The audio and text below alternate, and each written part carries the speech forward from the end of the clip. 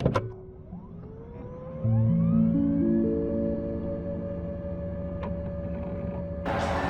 know, in just a few seconds from now, it'll be about 10 minutes till the ball drop, and you can feel it in the air. There's a buzz. The world is gonna end at midnight tonight. Y2K. Here's to another lousy millennium. 3, 2... Wait a minute. It's New Year's Eve 1999. What the hell are you people doing watching this crap?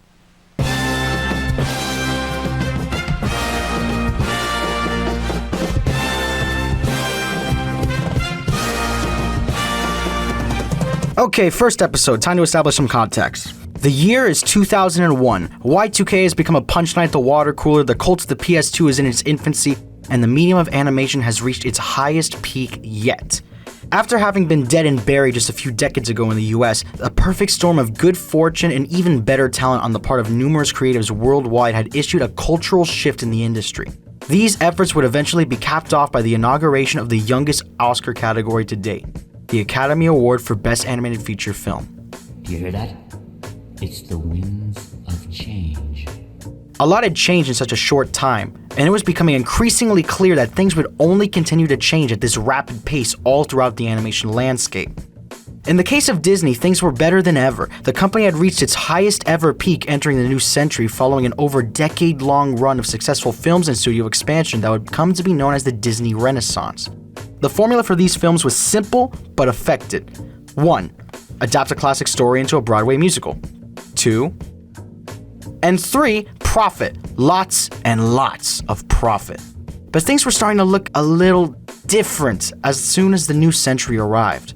The long-considered follow-up to Fantasia, Fantasia 2000, greatly underperformed at the box office. The Renaissance-esque Kingdom of the Sun gradually morphed into the irreverent and distinctly Warner Brothers in tone The Emperor's New Groove, hinting at a shift away from the established Disney formula.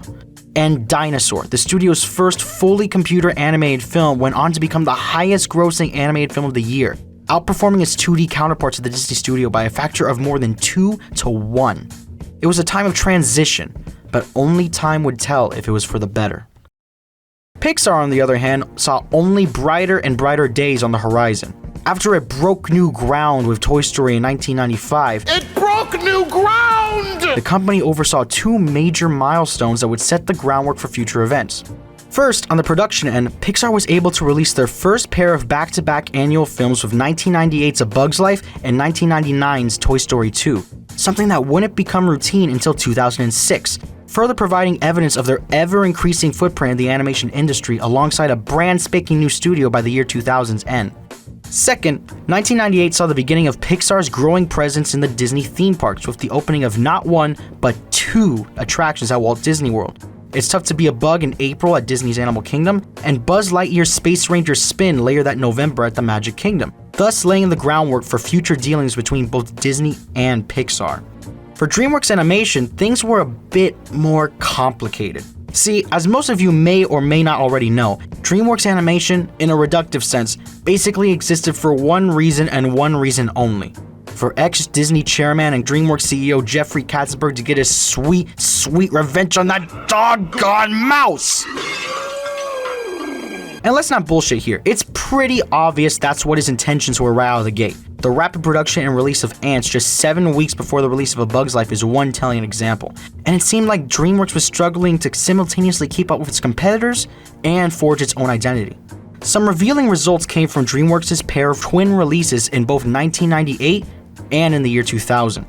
In 1998, both releases from Disney and Pixar would outgross DreamWorks' output, with the 2D Disney-esque Prince of Egypt outperforming the more adult computer-animated Ants at the box office.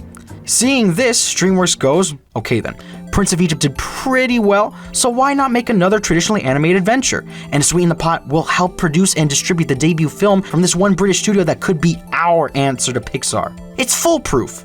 High fives all around and the mission is a go. Fast forward to the year 2000 and Aardman's Chicken Run is a runaway success, no pun intended. Whereas DreamWorks' Road to El Dorado, oh my god, it got buried.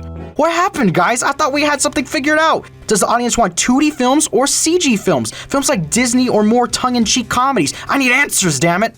At the time, the studio seemed to lack a cohesive through line in its output that audiences could latch onto, both in terms of its medium and its tone. it was becoming increasingly clear that 2001 could very well be a pivotal year in deciding what makes a DreamWorks movie a DreamWorks movie. Elsewhere in the animation industry, a changing of the guard was coming to fruition. Innovators of the previous era were either reaching the ends of their feature film careers like the irreverent Ralph Bakshi, or gradually moving on to other mediums like Czech stop-motion legend Jan Svankmeyer's forays into live action.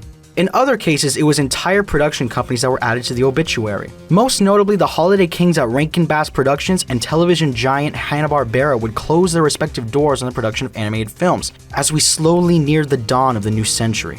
To top it all off, Don Bluth, perhaps the most significant name in American animation during Disney's Dark Age, will release his final film, Titan AE, in the summer of 2000, marking what could be seen as a dividing line between eras. There's before Best Animated Feature, and then there's after. But if there was anything that most overtly served as a signifier of a new era in animation, it would undoubtedly be the steady rise of computer animated feature films. Now, going to 2001, while CG animated films had yet to take over theatrical animation like we've been accustomed to seeing in more recent history, every time they did come out, they'd make a killing. 1995, Toy Story, top earning animated film and highest grossing film of the year worldwide. 1998, A Bug's Life, top grossing animated film as Ants placed 4th and also ranked in over $150 million. 1999, Toy Story 2, top grossing animated film. And even in 2001, a year in which 6 theatrical CG animated features were released, 4 of the top 6 highest growing animated films of the year ended up being CG pictures, with Monsters Inc. becoming the highest grossing animated film ever at the time. While they weren't quite as frequent as traditional hand-drawn films, they were nonetheless becoming more commonplace and drawing in big crowds. Some writers cited it as being more attractive to certain demographics like teenagers, more realistic and thus more appealing. Others, particularly animators, saw it as a sort of craze or quote-unquote love affair on the part of the public, feeling like something was being lost in transition amidst the fanfare. But the overall consensus at the time, for me, is best exemplified by 2 quotes.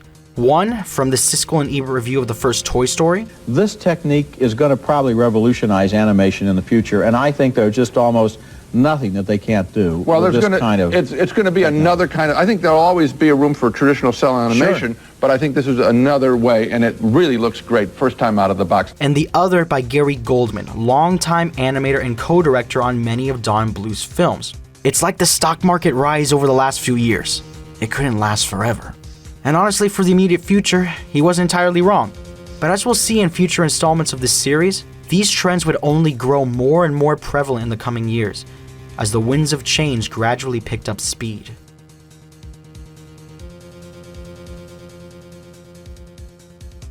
And with that prelude out of the way, we've reached our very first review gauntlet. Now, we're not going to go based on the Academy's rules. I've already waxed poetic on why those rules are shaky in the intro episode. No. If we're going to try and rectify the Academy's laziness towards Best Animated Feature, then we're going to need some rules that better reflect our goals for this series to crown some truly worthy Oscar winners. So, here are the rules. 1. We're only covering films that are, in essence, theatrical feature films, nothing made for TV or straight to DVD. This includes films released in theaters for a limited run, films shown at a film festival, and films that debuted on streaming. Stuff like Klaus, The Mitchells vs. the Machine, that sort of stuff. Since I feel like it's going to be one of the future platforms of choice for smaller films, and the Academy's already set the precedence of selecting these types of movies for awards. And when it comes to movies based on TV shows, it's going to vary based on the length of the show, how many films there are, if they're standalone films or continuations, and my own personal level of investment. For example, I definitely give Enter the Florpus a watch for this series, but I might skip on the endless number of Doraemon films or something that's squarely aimed at very young kids like the Paw Patrol movie. 2. The film qualifies for whatever year it is listed under according to IMDb, simply to have a uniform system of classification, and to save myself the headache of trying to find every piece of release info myself. Trust me, I tried. And because of this, some films are going to end up moving back a year or two because they were only considered eligible after receiving a wide release. For example, a film like Spirited Away would qualify as a candidate for the 2001 Oscar rather than the 2002 one that it actually won. 3. There's no 75% rule here. It's mainly based on my gut feeling. If it feels like an animated film to me, then I'll count it. That way, we don't run into the Infinity War conundrum all over again. Now, As for live-action animation hybrid films, it's really gonna vary depending on the film and my overall feelings on it at the time of writing. I probably wouldn't have Looney Tunes back in action or any comparable films eligible in this series, but a film that leans heavily towards the animated side of the equation by comparison, like Osmosis Jones or Marcel the Shell with Shoes On, would make the cut. So for the most part, no hybrids, but with the occasional exception. 4. As far as what runtime differentiates a feature from a short, I went back and forth on this a bunch. But for the most part, I decided that the Academy actually got it right on this one, and will stick to the 40+ minutes requirement. As for compilation films, it varies from case to case. Short film compilations like The Many Adventures of Winnie the Pooh or It's Such a Beautiful Day feel far more cohesive and deliberate than series compilations like Primal Tales of Savagery. So I'd accept the former in those cases, but not necessarily the latter. And lastly, at number 5, I need to be able to actually watch the film. If I can't get access to it within reason, then I can't watch it. Can't watch it, can't review it. Can't do it. I'll put the films for that year into a randomizer, watch them in random order, and thus begins the review process. First, we'll go through all of the runners-up from worst to best and then go through my 5 nominees for the Oscar in no particular order before I end up choosing my winner for the year. I'll have a final ranking at the end of each video to give an idea of how I felt about these films at the time, and hell, maybe I'll even do a final ranking of the films from all of the Oscar contending years combined when it's all said and done. Could be fun. And yeah, that's how things are going to be working for this whole project, barring any pressing need for change. So without further ado, as for the year of our Lord 2001, I ended up with a final total of 16 films. So let's get started.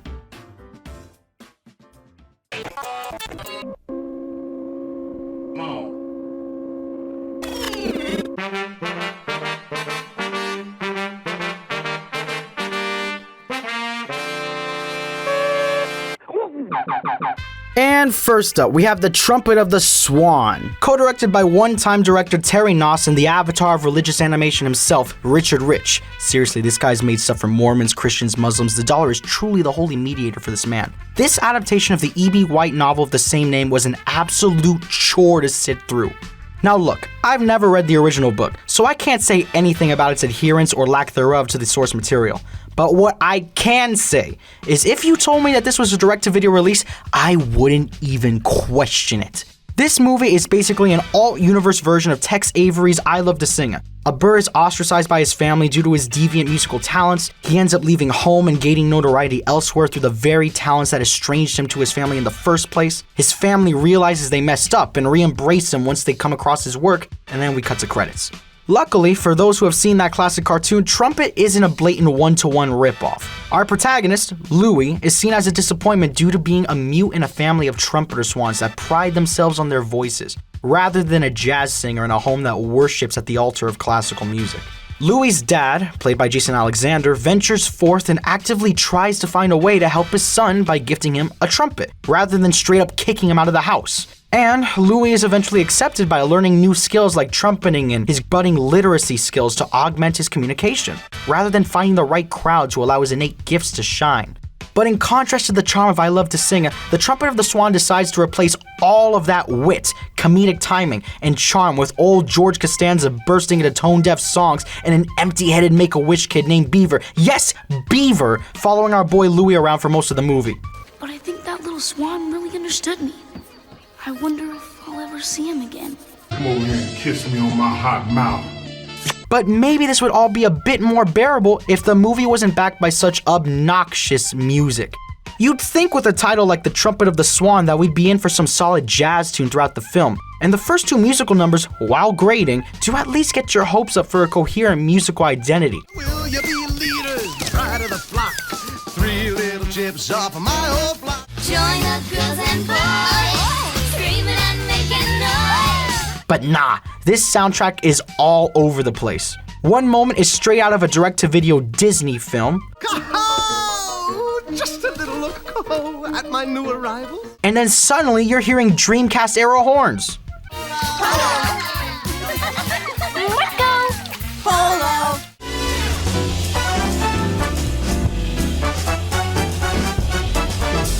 There might be a new disco beat with dance pop chimes. My swan dive! Or a walking bass line and oboe phrase. On their food, on their tails. Man, even on their mountains. And then out of nowhere, Katamari-ass synths and piano stabs show up uninvited to the party. Good luck, Louie.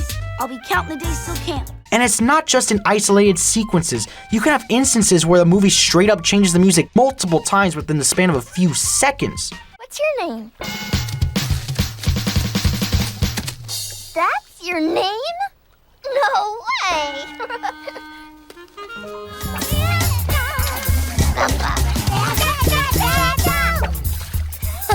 You got the beat, honey. Want to join in? If only they knew how much. Oops, sorry. Now see what you did? Oh, I said I was sorry. Oh, it's not my fault he's... you know?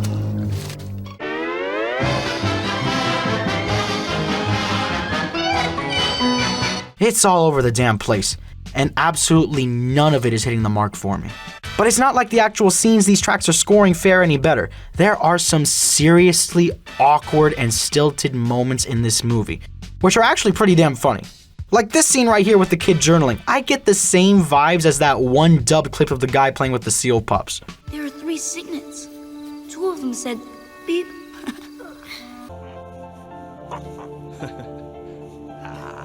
Then there's this cringy scene where he starts singing a random guitar phrase that sounds strangely similar to the first few bars of Sad Sad Kitty from Fooly Cooly.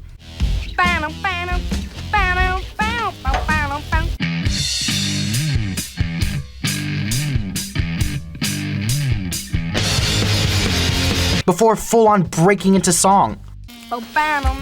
Everybody sing along. We're gonna rock, baby, all night long. Or this exchange right here where the teacher is hesitant to teach a swan how to read and write, and the kid basically calls her a bigot to guilt her into teaching the thing. But Mrs. Hammerbottom, you were the one who taught me to respect the differences of others. Well, yes, dear. You taught us the world is a rainbow of different colors. Different colors. Different races. Different races. Different creeds. Different creeds. Different species. Different species. Different species? You can say it, Dad. He's a bear. Or this random JFK squirrel that's just hanging around for some reason. My constituents have informed me of your arrival. Not to mention his little Coomer sidekick. Why didn't you come sooner? All right, so blame me. I made a few nut stops, okay? I mean, you gotta love these little nuggets of so bad it's good energy. They really make movies like these so much easier to get through. But aside from these few bizarre moments of unintentional levity, there really isn't anything here that's worth your time. It's bad. Really bad. So bad, in fact, that animation historian Jerry Beck would frame his disdain for the film in his animated movie guide with 4 damning words. Avoid at all costs. Words to live by, honestly.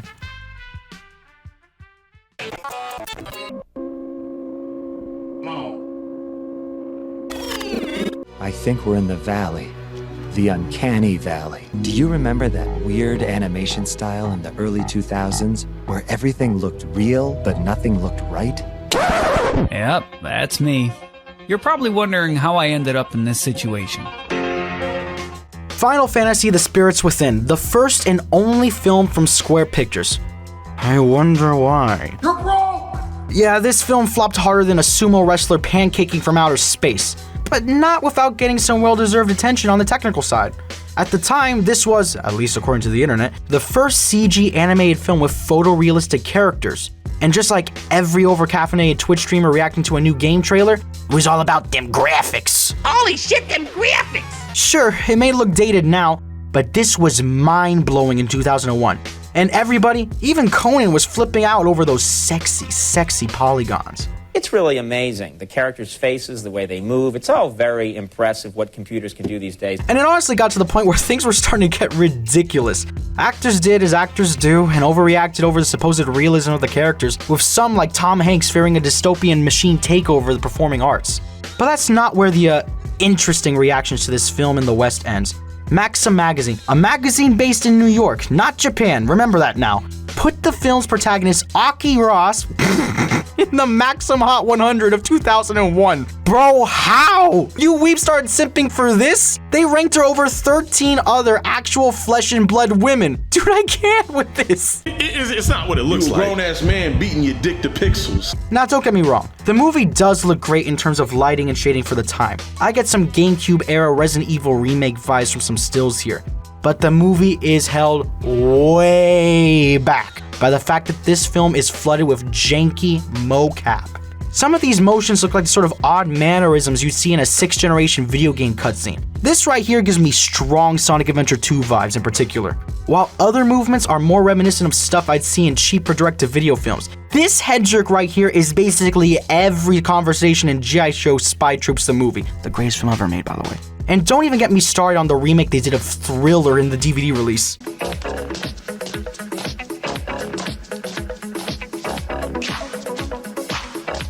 That is gross!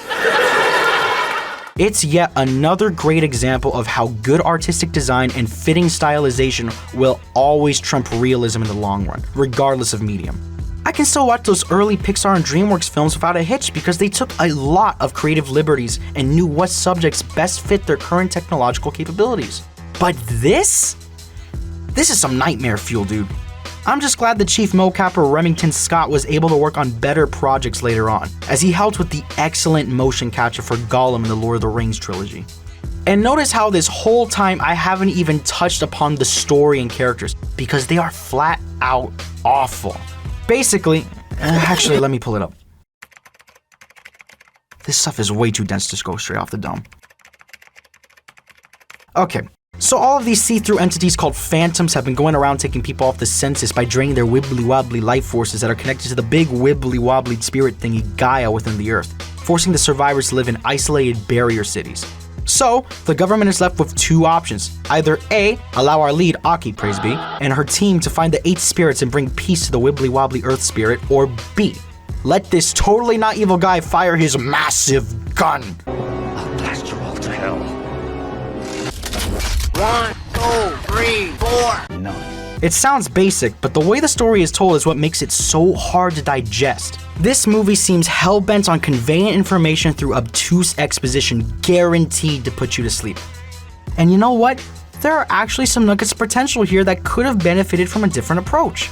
There's this one scene where Aki, praise be again, starts to talk about her experiences tracking down and obtaining the spirits in great detail. Throughout this monologue, she talks about being infected by a phantom and having the spirits keeping the infection at bay, tracking down the spirit of a sparrow from outer space, and being deeply moved by an interaction with a dying girl in a hospital who fully accepts her fate. It's a pretty boring scene given how it's presented, but if things ended up playing out in real time and we as an audience got to experience this alongside Aki, then it could have added some much needed heart, character, and stakes into the film without it feeling contrived. As a result of this dense approach to storytelling, we're left with nothing to keep us invested in the plot, and our bland band of heroes only continues this trend. The characters have absolutely no personality whatsoever. Aki, praise be, is the sort of boring white bread protagonist that is never ever wrong. General Hein is a one-note militant psycho, and Steve Buscemi is, well, Steve Buscemi. And thank God for that, he's a national treasure, but unfortunately even he can't save this ensemble. The movie tries to establish some chemistry and history between the squad mates, but does it in my absolute least favorite way possible. You ever watch one of those movies where two characters start reminiscing on old times out of nowhere? Some impromptu spiel along the lines of, hey, remember when we did the thing and you said this? You mean I did the thing and you were busy not doing the thing. And it's important we say these things out loud to each other, lest we forget. You know, the old Anakin and Obi-Wan elevator routine. I haven't felt you this tense since we fell into that nest of gun dogs. You fell into that nightmare, Master, and I rescued you, remember? Oh. Yes. Well, there's plenty of that here. And how about the fact that I was sent there on a job and you wouldn't even see me? I was probably helping Dr. Sid collect spirit waves. Well, now I know. So I'm sorry. Well, me too, so we're both sorry. This is not how you convince an audience that two characters go way back. We need to see it. Show them supporting and messing around with one another in the present. Give us some flashbacks of key moments from their past. Have the dialogue be more naturalistic instead of banging us over the head with that friendship stick. Think of humorous relationships like Blark and Fletch from Blark and Son, or more dramatic connections like David and Woody in Nebraska. That's how it's done. Add to this the post-FF7 aesthetic clash between the fantastic and the sleek, a thick wash of muted colors, and some incredibly dated dream sequences that feel less like impactful visions and more like early YouTube AMVs that forgot to include an Evanescence track. Put it all together and you've got yourself a real slog of a film. Look, I have nothing against Final Fantasy as a property. Final Fantasy VI is one of my absolute favorite JRPGs of all time. The tactics games kick all sorts of ass, and many of Nobuo Uematsu's soundtracks for these games are among the best in video game history. But this is just flat out awful. From what I can tell, the only other theatrical Final Fantasy film I'll be watching for this series is the Kingsglaive Final Fantasy 15 film from 2016, since Advent Children was direct-to-video. And all I can say is that I hope it's better than this.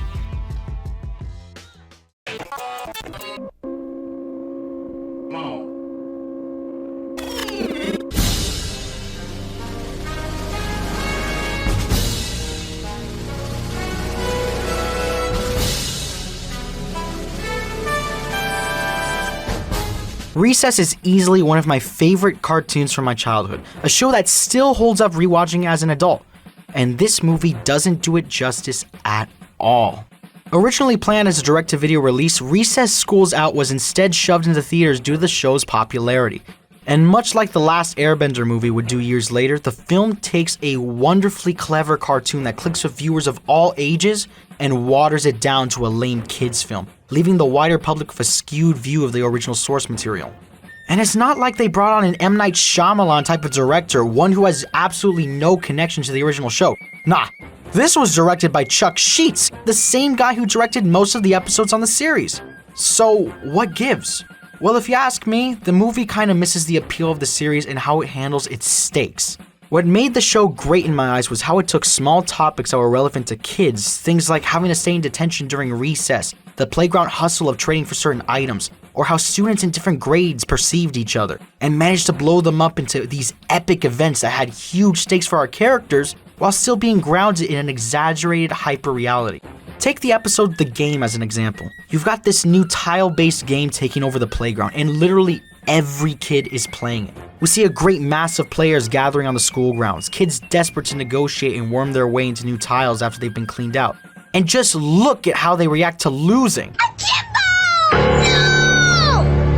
I can't believe it. I just can't believe it. Come on, little chicken. Come with Papa. Fuck, fuck, fuck, fuck. Sheesh! You'd think they were being sent to the gulag. Nonetheless, it's still clearly in the real world. Our world. There are no giant robots, no kung fu-laden brawls, nor any of the global threats you'd see in the more fantastical world of, say, Codename Kids Next Door by comparison. And this sort of elevated pseudo-reality runs all throughout the course of the show. Economics of Recess, Dodgeball City, Pharaoh Bob, each one of these episodes and many, many more had massive stakes with a magnified sense of drama for its characters. And it works because honestly, when you're a kid, everything feels like a big deal to you because, well, it is. It's just our everyday world as perceived and experienced by these kids who have very little world experience. And all of this seems to have been lost on the movie. Instead of sticking with this approach, the movie has the kid facing serious adult-level global stakes in the form of a military takeover of 3rd Street School, as the villain aims to eradicate summer vacation by instilling a permanent ice age. Sure, it's clearly meant to be a ridiculous setup, and these exchanges with the police only compound the silliness of the situation. We'll take care of those mad scientists. Yeah, no one's gonna levitate any safe on my watch. Oh, look, Artie, somebody's levitating my donut with a laser beam. But because these are real-world high-level stakes, you lose that ability to exaggerate the mundane through a kid's perspective that helps make the show so special. In other words, there's no room for clever caricature. Having the kindergartners be portrayed as savages in a cannibal film is brilliant because that's how you'd perceive them from our main cast perspective. Same with King Bob in a Secret Service. But the military? A kid would just perceive them as a basic adult-level threat, not something they'd be raring for a fight against. It sucks a lot of the energy that you'd expect to be in a Recess movie right on out. Think of the movie adaptations of TV series that actually worked. They not only raised the stakes and made everything have a grander feel to it, but they did so in a way that didn't clash with what the show was at its core. But this film just ends up being just another kids movie with little resemblance to the show in terms of tone. Honestly, there isn't any reason to give this one a watch, regardless of if you're a diehard fan of the show or a casual viewer. It's bland, lacks charm and characterization, deploys the cleaner and far less appealing visual side of the latter seasons rather than the show's signature sketchy aesthetic, and for some reason, somebody on the team thought this cringeworthy musical number was a good idea. John Jacob Jingleheimer Schmidt, his name is my name too. Whenever I go out, the people always shout, there goes John Jacob Jingleheimer Schmidt. Bro, even this aspect of the film was handled with far more grace in the show. I mean, in the episode The Voice, we get to see Mikey overcome his anxieties and the sting of a boyhood crush, en route to him absolutely crushing a live performance with his rich baritone vocals. Nobody knows the trouble I've seen. And having a solemn farewell with the kind teacher who stole his heart in the end. Fare thee well, Salamoni. I'll not forget thee. So long, Mikey. See you in middle school. It's well written, the music slaps, and everything here is motivated by character. What's the movie's excuse for breaking into song? Know what I'll never forget? That song TJ's sister taught us the first summer after kindergarten. Oh yeah, back when she was nice. How'd it go again? Yeah, oh yeah, sure, that's enough. We don't need anything more. Recess, just for kids now. I get it, you win, Disney. Just get it out of my face before it starts to hurt. My disappointment is immeasurable, and my day is ruined.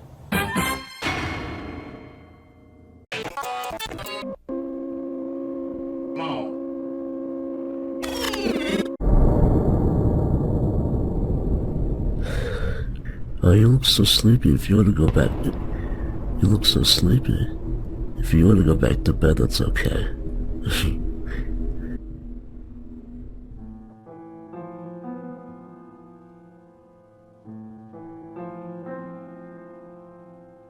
Waking Life, Richard Linklater's first ever animated film. I'll cut right to the chase. I really wish I liked this movie, honest, Scout's honor, but it just doesn't fully click with me. I've seen this movie about 3 times now at this point, and while there are certainly aspects of it that I truly admire, the overall package can be grating at times for me. We follow our nameless protagonist along a journey where he finds himself having persistent lucid dreams, as he starts having trouble separating his dreams from reality.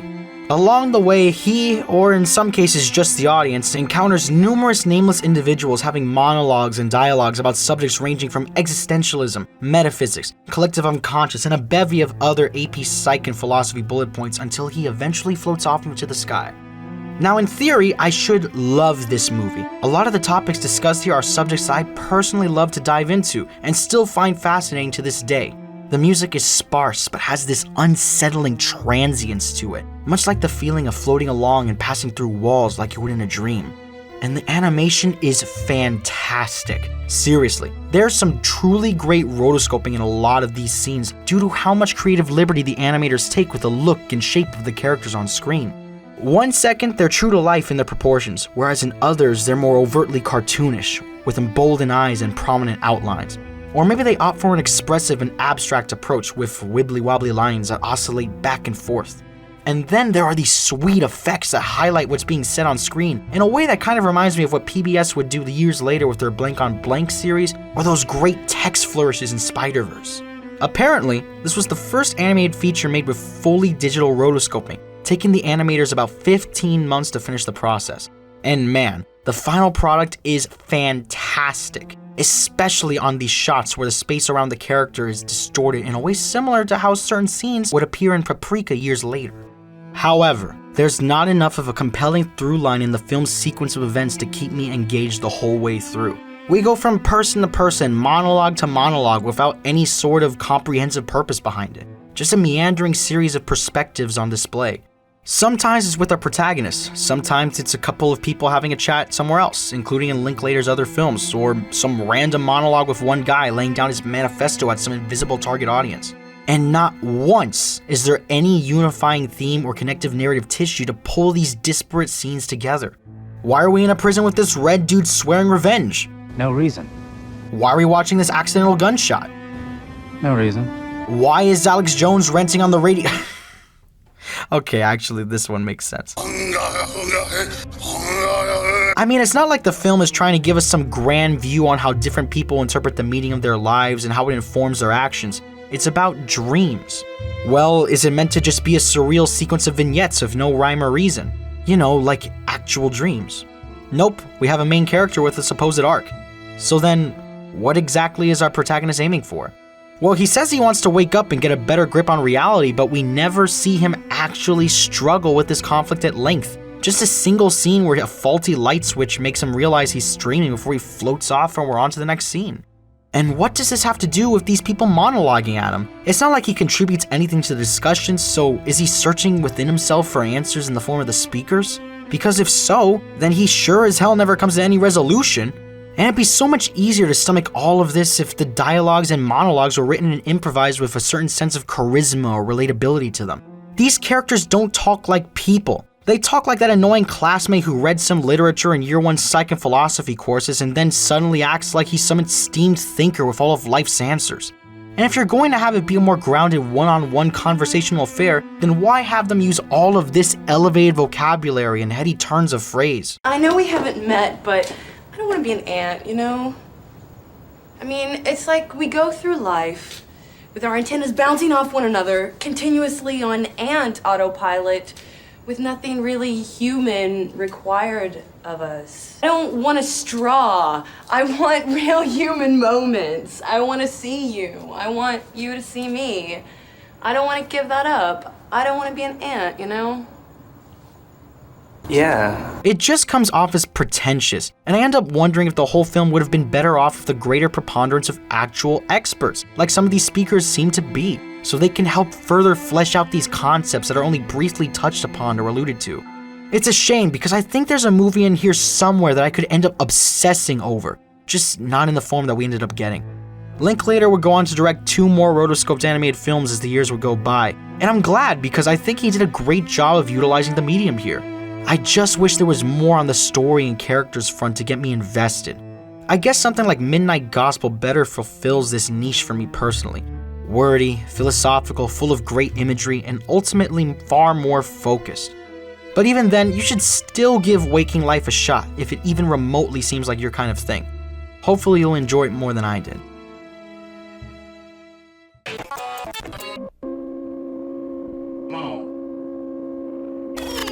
What's this?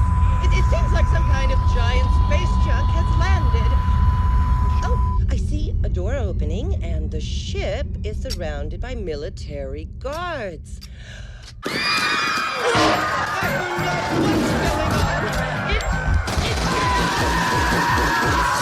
That music makes you feel downright patriotic, doesn't it?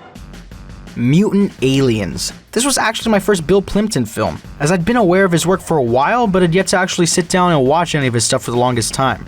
But I was intimately familiar with his reputation. I mean, the guy is the self-titled king of indie animation, and for good reason.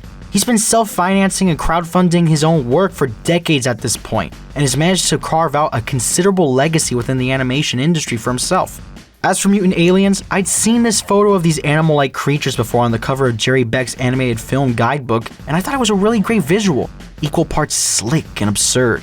So needless to say, I was pumped for this movie, and what we've got here is definitely unique. For one thing, Plympton's art style is just awesome to look at. That sketchy newspaper caricature aesthetic that he's maintained over his career is immediately recognizable, and I love how expressive it can be during snappy comedic sequences, or in conveying sarcasm. While it does suffer during quieter scenes where a more subtle or appealing look might benefit the film, there's usually a gag waiting around the corner to offset it and bring things back to the irreverent norm. And as far as the humor is concerned, Plympton sort of seems to me like a more sardonic combination of Tex Avery and Ralph Bakshi, and just how little regard he holds for, well, anything. Like this sequence where our astronaut protagonist gets lost in space, and then the president has him immediately undercut it with an impromptu patriotic speech for the masses. It's an honor to give my life for my country. Okay, now the flag. That's just hilarious, and these moments of well-placed biting satire is what makes the film an absolute riot at times. But at other points, the movie can get a little too loony for its own good, as the wild and irreverent nature of the gag can start to go overboard. Case in point, this might be the single most needlessly horny movie that I've ever seen that doesn't center around sex as a key plot point. No, really. The punchline to most of the scenes in this movie is to have everything bang one way or the other. And while there are times it works really well, like these visualizations of the boyfriend's bullet train or when the astronaut gets freaky with the nose queen, and others it's just vile. It sort of reminds me of that one Blarf album that Eric Andre put out. Sometimes the album will convince you that Eric should quit his day job as a comedian and start making plunderphonic beats till the cows come home. Like this great Super Mario Bros. Flip on the opener.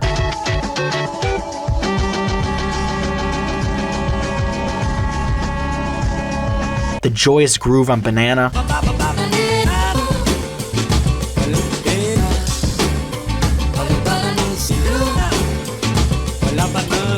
Or the fantastic blend of Animal Collective's Forever and Green over Radiohead's Reckoner on Boomba. 1, 2, 3, 4, 5, 6, 7, 8, 9. But other times, the music will completely devolve into a manic and frenzied chaos.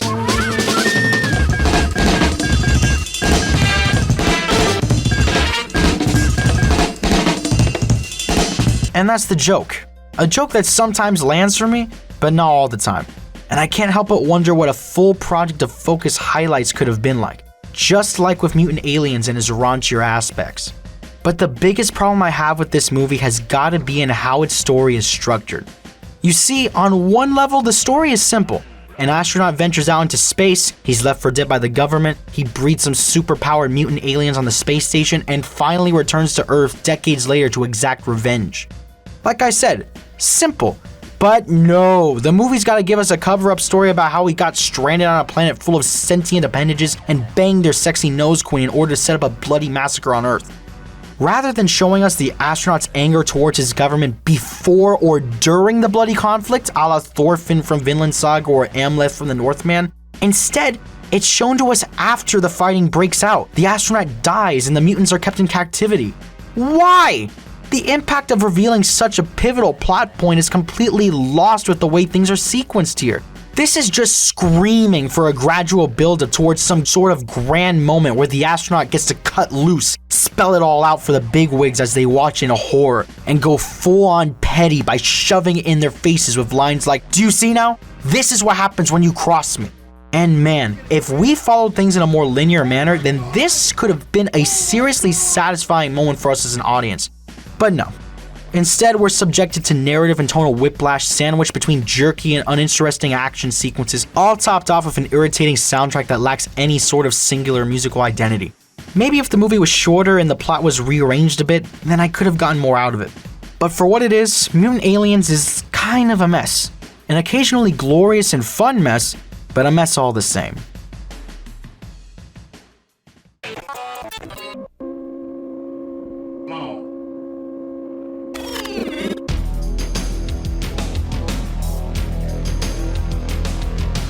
The Patlabor movie trilogy is a bit of a bait and switch for the uninitiated.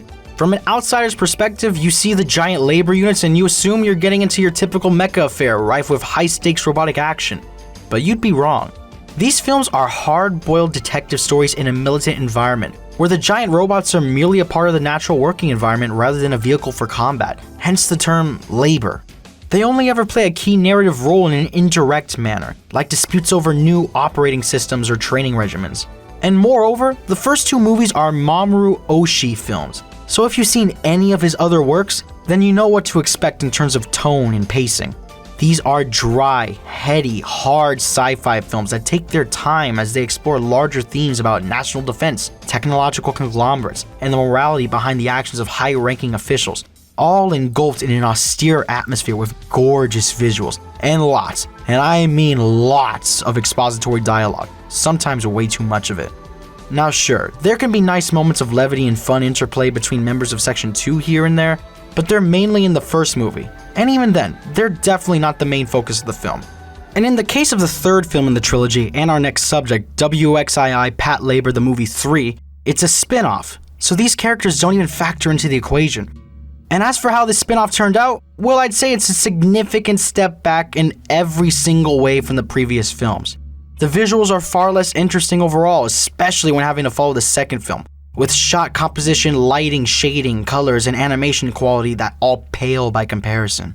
The characters have almost no life to them, and I'd be hard-pressed to remember anything about them other than surface-level details like, oh, this detective has crutches, or, oh, this dude looks like Inspector Lunge from Monster. Sure, you can classify them with genre tropes like the eager upstart or the grizzled vet, but there's nothing in the film to get us invested in them as individuals, nor as a mystery-solving unit in the case of our two leads. Even the villain, who theoretically has a very engaging plan, one in which a military bioengineer's daughter dies to cancer, she starts to crack and decides to create a biomutant out of her dead daughter's cancer cells, even she isn't allowed to be interesting. I mean, she's basically Mother Miranda from Resident Evil Village, a legitimately fun and engaging villain. Except this knows how to balance the serious with the absurd, whereas this is one note and lacking by comparison. And yeah, as strange as it sounds, there's a biomutant in our police procedural, as this spin-off decides to mix some horror elements into the pot and see what comes of it. Now don't get me wrong, this is something that I'd totally be down for if the movie fully embraces horror bent in its tone, pacing, visuals, sound design, music, the list goes on. When that creature first showed up, I legit thought I might have made a mistake and stumbled upon some sort of bootleg supercut compilation simply because the movie had played out as a relatively straightforward Pat Labor movie up until this point. I mean, we go from this... All the labors were manufactured by the Shaft Company. Taking all these things into consideration, I believe this to be some sort of connected serial crime. To this...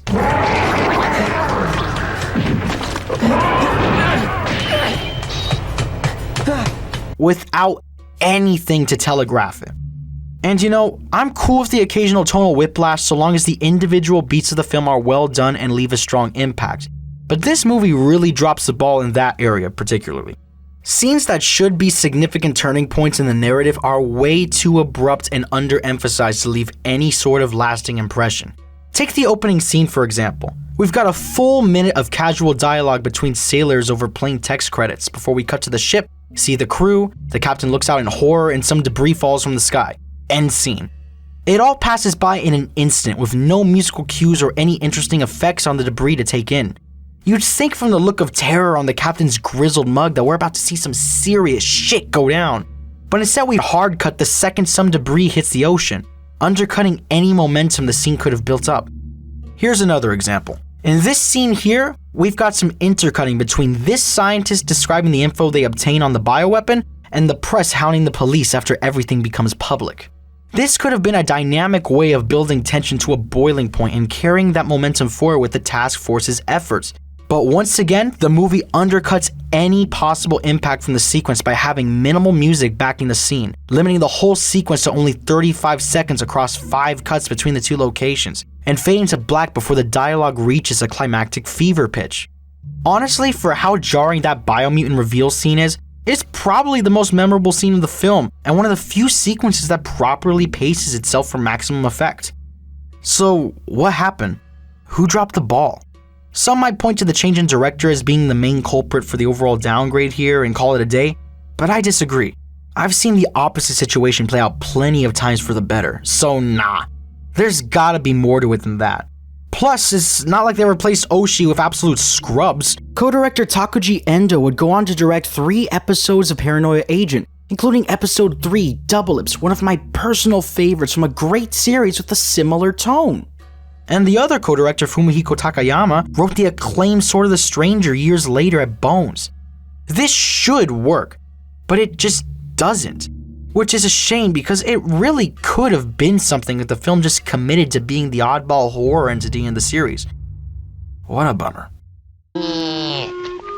Next.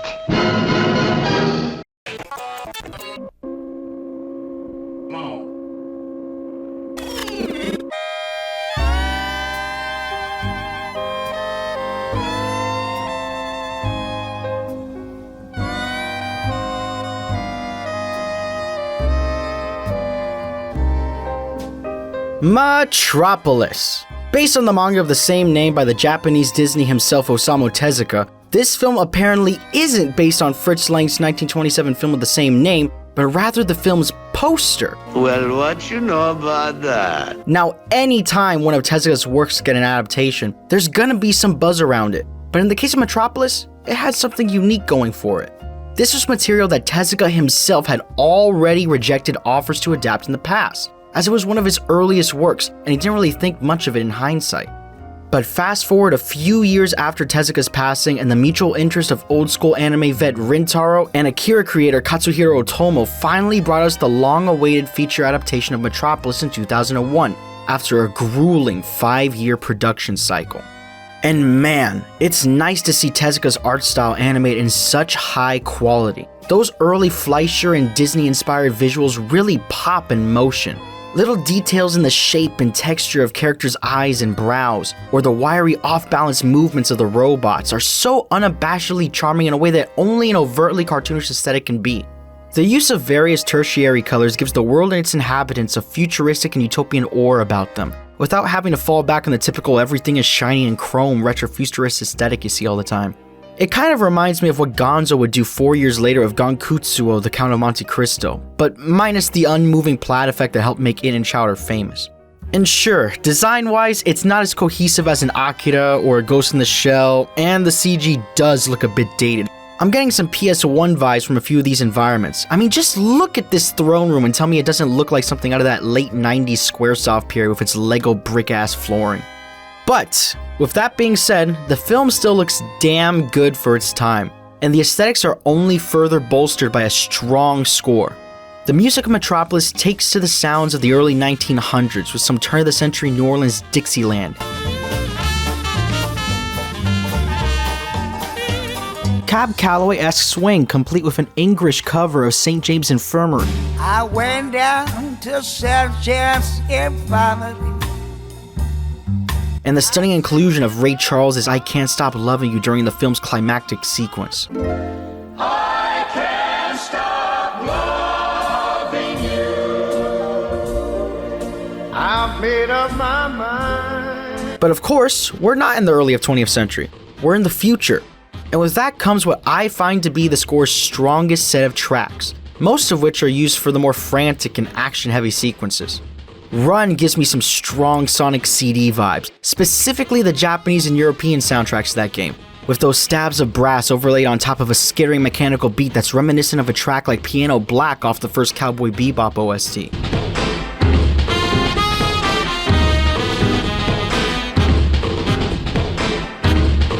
And my favorite original track, El Bombero, has these atonal horns blaring over a hectic rhythm section that's punctuated by the sort of low, driving synths that you hear from a modern new jazz band like The Comet Is Coming to add to that sci-fi sheen.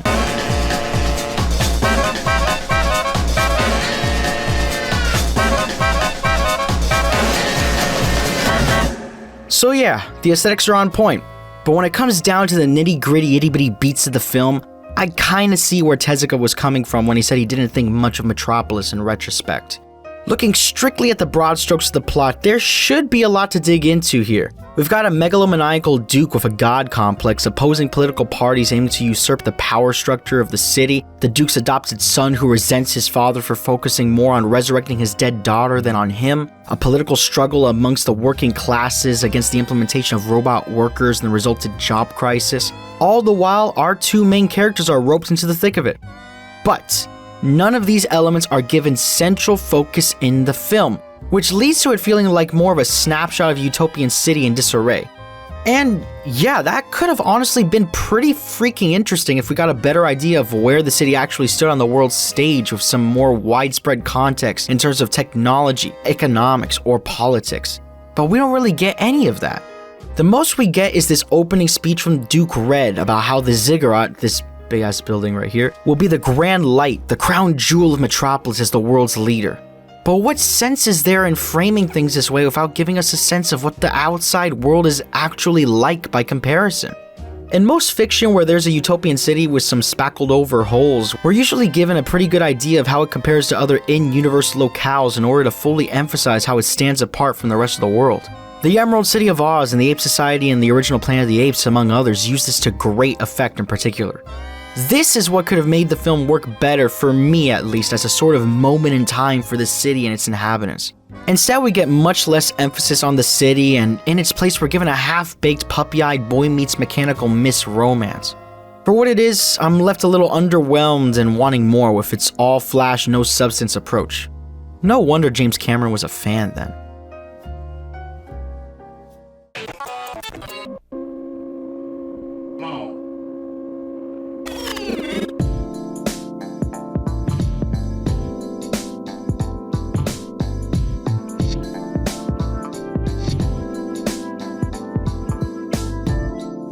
Atlantis: The Lost Empire, the last film directed by the duo of Gary Trousdale and Kirk Wise, who helped spearhead both The Hunchback of Notre Dame and the crown jewel of the Disney Renaissance, Beauty and the Beast.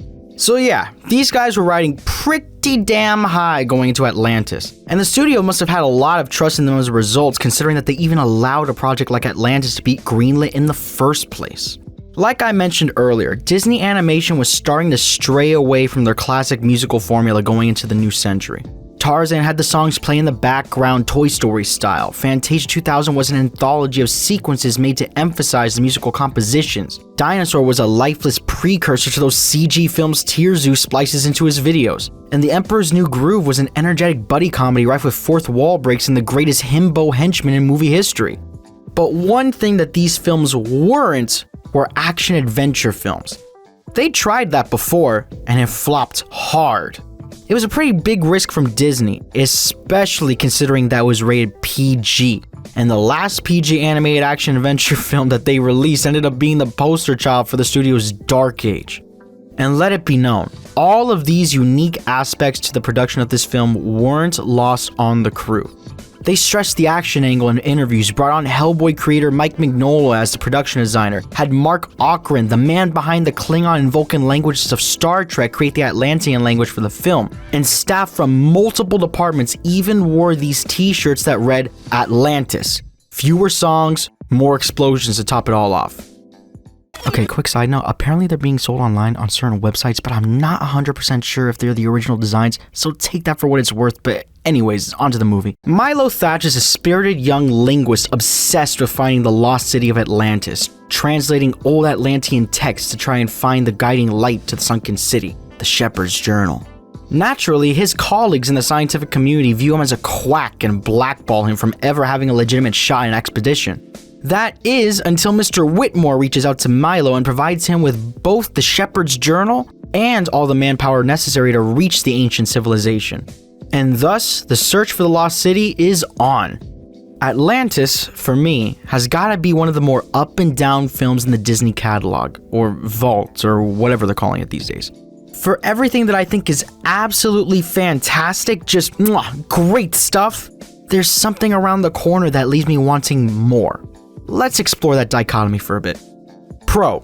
Milo is an endearing protagonist right off the bat. His makeshift and somewhat bumbling rehearsal, the way he reacts to the snooty indignance from his superiors, and his frenetic sense of enthusiastic passion are all amplified by Michael J. Fox's performance.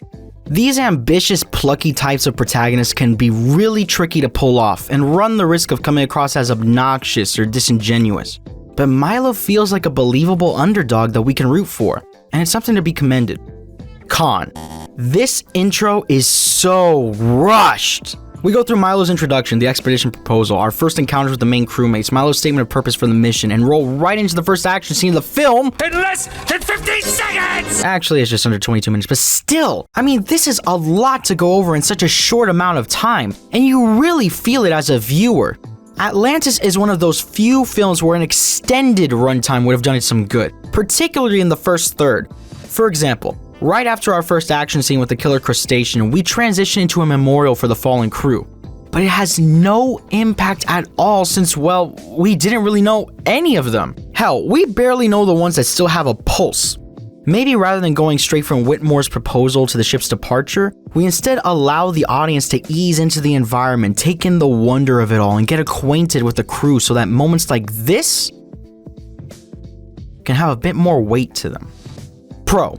These designs are excellent. That turn-of-the-century steampunk aesthetic is right in the wheelhouse of Mike Mignola, given his work on Hellboy and what he'd go on to do the following year with the amazing Screw-On Head.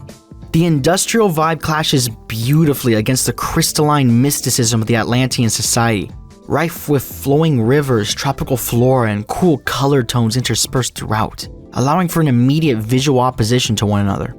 The production team tried to distance themselves from the typically Greek depictions of the Lost City with a more mysterious and spiritual interpretation, and I think it really paid off. I love the concept of the Atlanteans having this sort of symbiotic relationship with the crystals, and this shot of Kida walking on the water and ascending to the heart of Atlantis is some of the best animation from this entire era of Disney. The character design is also fantastic, with well-defined silhouettes and American indie comic flourishes through the use of angular line work. Plus, the character animation is stellar. The gestures are pitch perfect for each character's personality. Nervous fidgeting, quick shifts in facial expressions, the way characters' jaws and lips sway while they're speaking. It all looks phenomenal. But I do wish this animation was being applied to more well-developed characters. See, aside from Milo and maybe Kida, the characters here are pretty one-note by design. You've got the buff medic, Splosion Man, Puerto Rican Timmy Turner, and your average Frenchman to name a few, all of which are fun, but they're rarely ever given anything significant to do or provide with ample opportunity to develop chemistry with one another. See, as the team inches closer to Atlantis, there's this montage of assorted gags where everyone's messing with one another, and they don't really hit the mark. And it's mainly because these guys have zero chemistry. The movie tries to make up for this with a cozy campfire scene where some of them give their backstories and motivation for getting paid. But this is basically the only scene where Milo and the crew bond. Again, maybe if more of this sort of stuff happened in the opening third where they could all bond and the side characters were given more detailed and desperate motivations for the money, then it could have worked. But that's just a pipe dream at this point. Plus, we'd still be left with one-note twist villains and a mediocre final battle in the finale. All of these conflicting highs and lows end up bringing me to this almost zen-like middle ground, which is kind of a bummer because there's still a ton of stuff here to admire. Hell, you might even be able to look past all of my little annoyances and end up really enjoying the film as a whole. So at the very least, give it a watch and see for yourself. Also, side note, as a certified geek for Walt Disney Imagineering, or at least the golden age of Walt Disney Imagineering, this is actually one of the few pieces of IP that I really wish would be incorporated into the Disney park somehow. It even seems like this was partly the point, considering the directors came up with the idea for Atlantis after wanting to make a movie for Adventureland rather than the Fantasyland-esque musicals of the Disney Renaissance. It could be similar to the Society of Explorers and Adventurers that they have at Tokyo Disney Sea, and these mechanical designs could translate really well as ride vehicles or as pieces of environmental storytelling. Man, I hope that happens one day. That'd be sweet.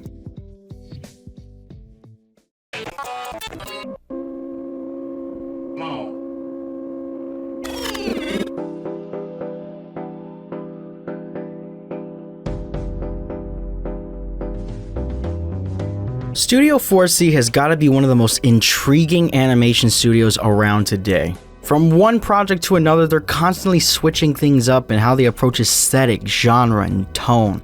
The same house that brought us the 2D dystopian sci-fi seen in Magnetic Rose and Cannon Fodder tackled the brutal fantasy of Berserk's Golden Age arc utilizing stylized CG. The gorgeous wonder that characterizes Children of the Sea would seem to be completely at odds next to the raucous debauchery of Detroit Metal City. But nope. Same studio. And of course, I doubt any other studio would have had the balls to give Masaki Yuasa his feature-length directorial debut with Mind Game, a film so wonderfully odd that you'd be hard-pressed to blame Studio 4C if they'd have said no. It's this lack of artistic stasis that speaks volumes about the studio's creative drive, and perhaps the best example could be seen with perhaps their most unassuming film.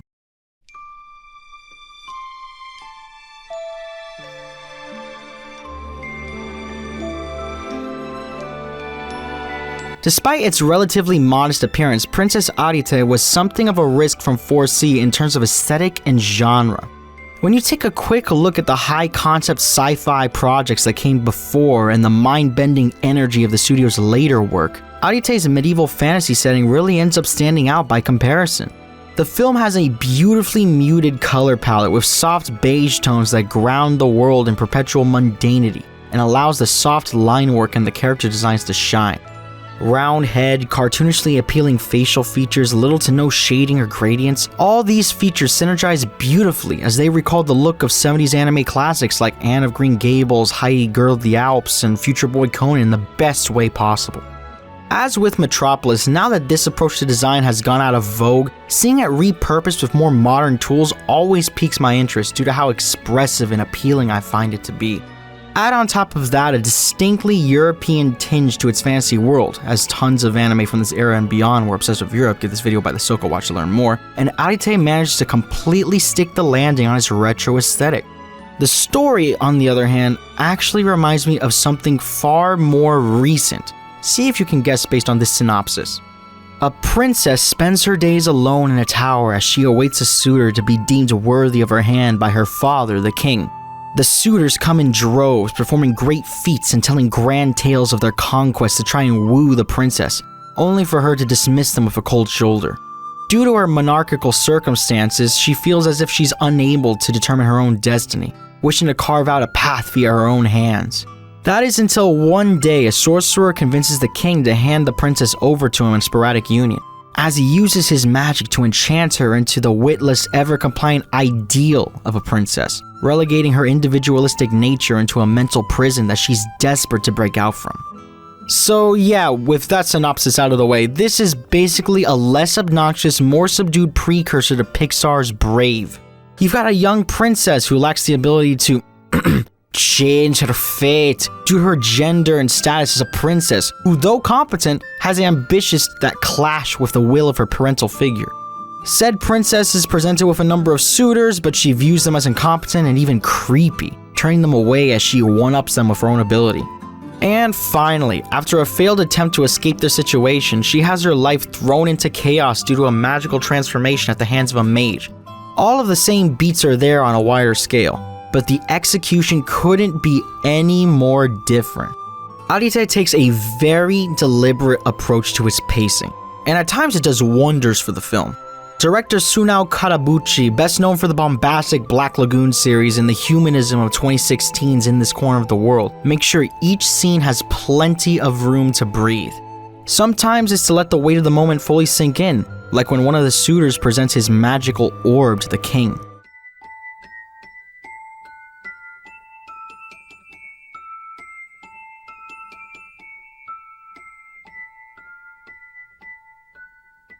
Or when Arite is struggling to sneak the gilded book into her room.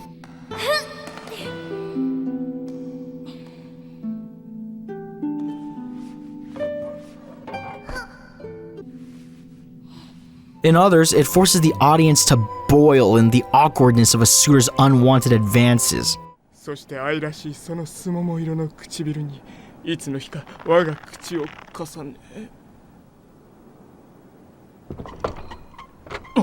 Or soak in the boredom of Arite's daily isolation. In these instances, the film is fantastically paced, no complaints. But in others, it feels like we're moving in slow motion. The moment the sorcerer Boax decides to entrance Arite and take her back to his lair, the movie absolutely grinds to a halt. And that deliberate pace ends up becoming a massive hindrance in the process. The film just seems to lose all life at this point, having us linger on moments for far too long without adding anything substantial into the mix. And while it is successful in showing us how much of a slothful fraud a certain character is without getting into spoilers, I can't help but feel that in some parallel universe there's a 50 to 60 minute cut of this movie that functions much better by comparison. One other aspect in which Princess Arite differs from Brave is in how it handles its themes. Whereas Brave centers its narrative around mending the mother-daughter conflict between Merida and Eleanor, Arite focuses on the titular princess's constant struggle against confinement. She finds herself physically confined within the tower at the behest of her father to start the movie, as well as a prisoner within her own body once Boax casts a spell on her. These measures leave her socially confined to a life of isolation, rife with aloof interactions with her servants and a longing for some semblance of a relationship with the local townsfolk.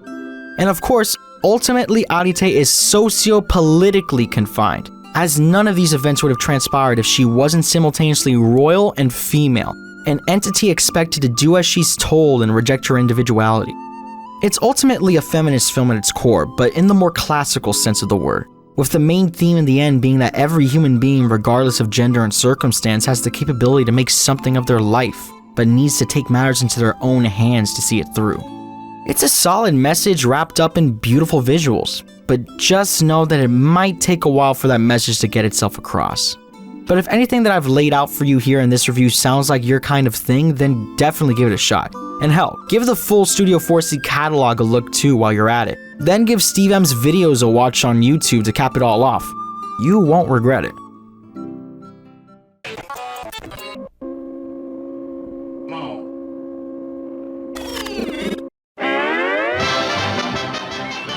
Warner Brothers. There was once a time where if you saw this logo, you were in for the wittiest, snappiest, and most downright hilarious cartoons out there. That original run of Merry Melodies and Looney Tunes cartoons has stood the test of time as some of the best comedy ever put to film, courtesy of the talented hands and minds that made up Termite Terrace. But of course, nothing lasts forever, and studios eventually need to adapt or die. A feat that proved quite difficult for Warner Brothers Animation following the decline of the theatrical shorts.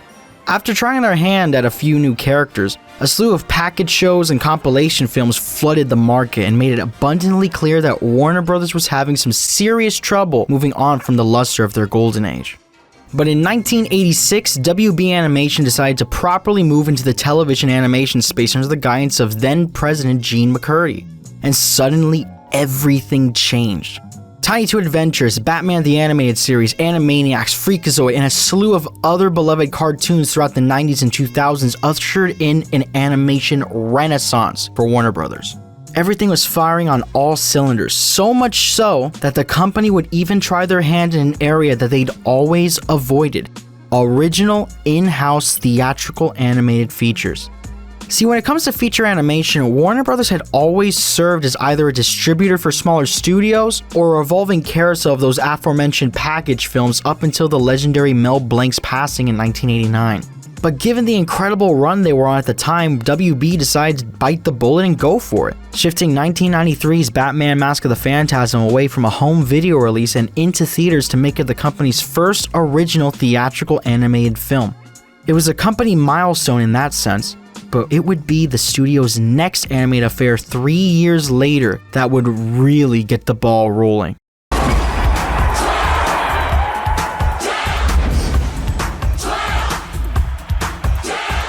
Yep, it was none other than Space Jam and its fat pockets full of cash that would serve as the catalyst for Warner Bros. To aggressively enter the feature animation fray, going on to produce and distribute 4 more theatrical animated films over the next 5 years. Namely, Cats Don't Dance, Quest for Camelot, The Iron Giant, and this video's next honorable mention, Osmosis Jones.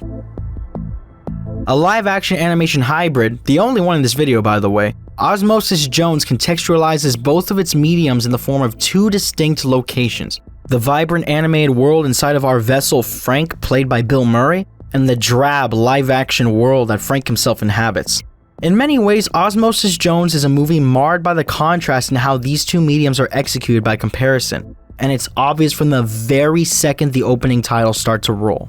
We begin with a smoky noir jazz number over beautiful blues and blacks as vibrantly animated microscopic organisms squash, stretch, and float across the frame. Only for this mood to be immediately undercut by a bog-standard piano jaunt and some high-def shots of Bill Murray and a chimp scratching their asses. Hey, that's my egg! Give me that. Okay, now I gotta choke you. This right here is the main problem of the film personified. Consistent tonal and qualitative whiplash every time the movie decides to change perspective. On one hand, you've got the animated segments directed by Piet Krone and Tom Cito, which play out as an investigative buddy cop flick. Our heroes Ozzy, a white blood cell, and Drix, a cold pill, must work together to track down Thrax, a deadly virus looking to kill Frank in record time and land his name in the Hall of Medical Records alongside history's most famous diseases. On the other hand, you've got the Farrelly brothers directing a live-action gross-out comedy filled with just enough disingenuous family film beats thrown in there to fulfill their PG rating quota. I can't even begin to stress to you how awkward, how unfunny, how absolutely devoid of life these segments of the film are. I didn't laugh once, not even once, at a single joke here. And it's not like there's anything else to glean from in terms of character or drama either. Every adult is a selfish, moronic asshat, with perhaps no greater example than this conversation towards the end of the film between Frank and his daughter Shane. I'm tired of this. It's not fair. I go where you want to go. I eat what you want to eat. Don't you ever think about anyone other than yourself? I think about you all the time. Were you thinking about me when you packed me a fried Slim Jim sandwich for lunch? Yeah, it was a turkey Slim Jim. This may just be one of the worst father-daughter, all you ever do is think about yourself dialogues I've ever seen in a big-budget film. Everything from the awkward cuts, the shoehorn schmaltz from the score and Shane's detour about her mom, to Frank's unrealistically tone-deaf response. Your mom died because she got sick. All echo similarly awful traits from other live-action scenes in the film. It's sequences like this, the brain-dead gross-out moments in the opener, and utterly embarrassing reads like this one from Chris Elliott's Uncle Bob. Well, honey, the daddy's had a little accident, okay? Oh, sure, no, he's gonna be fine. No, I hope he's gonna be okay. These are the things that make me wonder why we even needed these extended sequences in the first place. Other films with similar premises managed to not only have shorter, snappier, and more satisfying cuts to the world outside the body, but also maintain a consistent visual and tonal direction, and they were far better off because of it. But honestly, it's fine. Despite how bad these live-action sequences are, most of the film actually consists of the far better animated content. Which, side note, makes it all the more disappointing that the Farrelly brothers ended up with the primary directing credits due to a stipulation in their contract. Cronin and Cito aren't even listed as directors on IMDb for Pete's sake. But enough of the negatives. Let's talk about what Osmosis Jones actually does well. For one, the art direction is just phenomenal. Everything within Frank's body is given a malleable, fleshy feel to it, with imperfect shapes similar to those found in cilia, veins, nodes, and other anatomical structures abound to steep the world's architecture in human biology. As a result, straight lines are hard to come by, giving way to organic curvature, lingering tissue-like attachment a la World of Goo or Kaiba, and a landscape that lacks any definitive sense of up or down, as shown through the panoramic shots of the city. It kind of reminds me of Mario Kart 8's approach to its double helix track orientation as roads and skylines twist into one another, which makes sense given the way everything in the body is woven together in such an intricate manner. The color palette also goes a long way in furthering the illusion, with shades being restricted to the colors you'd see in science textbooks. Reds for anything associated with blood, opaque whites and adjacent tones for cartilage and bone, greenish browns for mucus or bile. And of course, the white blood cells themselves are given a cool blue fill with translucent membrane outlines to really make them pop with appeal. In the words of a certain curly-haired con man, all of this just works. Which is quite the accomplishment because it easily could have been an eyesore. A tad less color here, some more overtly fleshy flourishes there, and we could have been in for something more in line with the realism of Body Wars and the vibrant cartoon world we ended up with. But then again, none of this fantastic design and color work would stick the landing nearly as hard if it wasn't for the grade A animation on display. Everything from the walls to the doors are given a taut bounce to them that mimics muscle and tissue within the body, which is just an insanely clever touch from the animators, really. And the character animation is so expressive. Ozzy and the other white blood cells have this bouncy, formless motion to them as their weight is displaced like liquid in a plastic bag, or in this case, membranous cells filled with cytoplasm. The animators take full advantage of this malleable quality by having Ozzy squeeze through cracks, split and repair himself, and alter his appearance to go undercover or even do a bit of flirting. You can tell they were having fun, and this is especially obvious when looking at Ozzy while he's talking, with lines delivered by the unmistakable Chris Rock. Seemingly every word that Ozzy says is spoken through a full toothy grin that stretches from ear to ear, with mischievous eyes and an angular brow hammering home his reckless spark.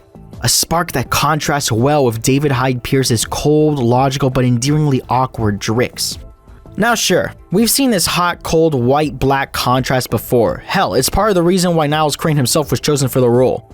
But one cool thing that the movie does to heighten this contrast is by making Drix the lone CG character in the film. And this makes complete sense in context. He's a foreign, non-biogenic organism, so he should be visually distinct from the cells and germs.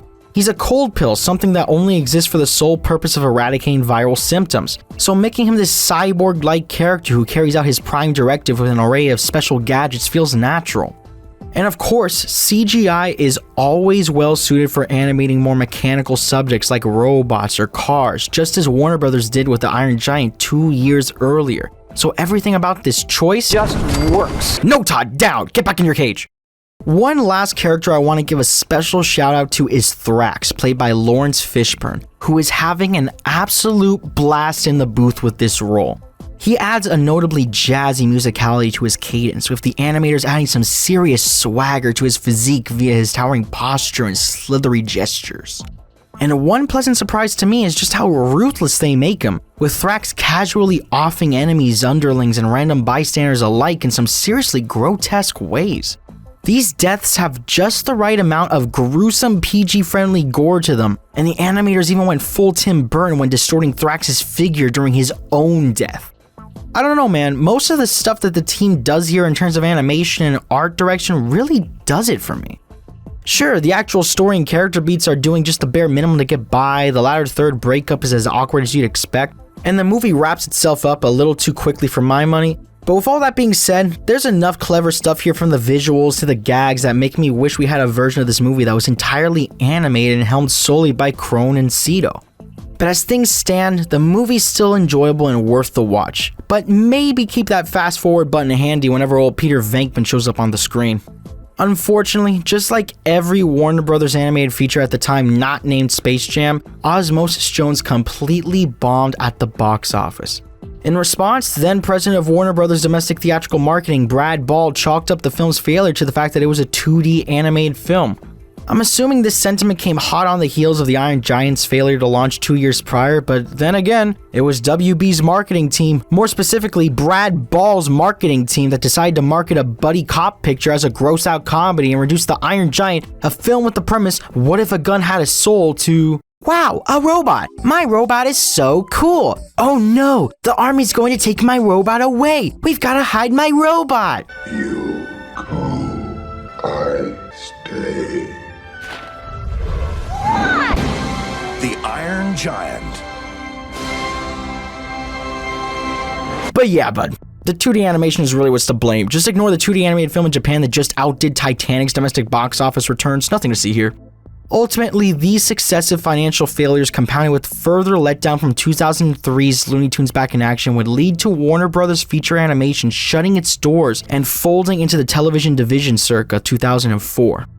We wouldn't end up seeing another theatrical animated film out of the old WB until the Lego Movie in 2014, but I'll save my thoughts on that for later. Until then, it's on to our last runner-up.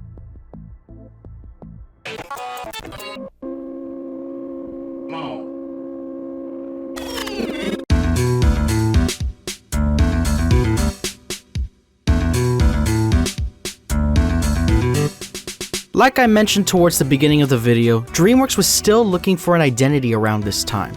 They'd made films in multiple styles of animation with varying tones across the board, but there still wasn't a concrete set of traits that helped make a DreamWorks movie a DreamWorks movie.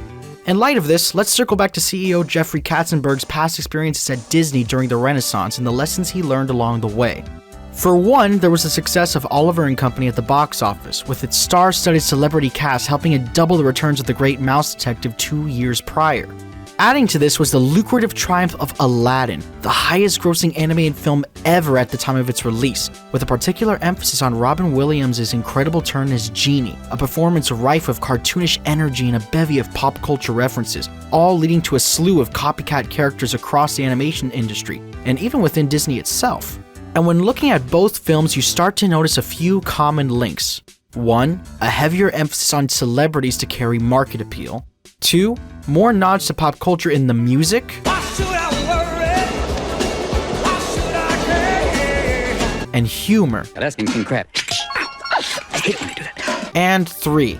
big returns at the box office, especially among adults for an American animated film. These points surely weren't lost on Katzenberg, and compound all of this with a type of animation that was more profitable and more popular among older audiences than ever before in CG animation, and you've got the perfect recipe for a certified phenomenon. What are you doing in my swamp? What are you doing in my swamp? Let's not get it twisted. Shrek was and is huge. First animated feature in 30 years to appear at the Cannes Film Festival. First animated feature film to compete for the Palme d'Or in nearly 60 years. Fourth highest grossing film of 2001. Annie Award winner for Best Animated Feature. Multiple sequels, spin-offs, video games, merchandising outlets, and memes galore. And of course, the likely impetus for an inaugural winner of the Academy Award for Best Animated Feature Film. Not bad for a movie that basically served as DreamWorks' gulag. Yeah, no joke. Working on Shrek was used as a punishment for animators that couldn't cut it on The Prince of Egypt. While I personally wouldn't hesitate to say that I think Prince of Egypt is the far better film between the two, it's undeniable that Shrek has gone on to become a cultural giant and a milestone for the animation industry, both for the better and for the worse.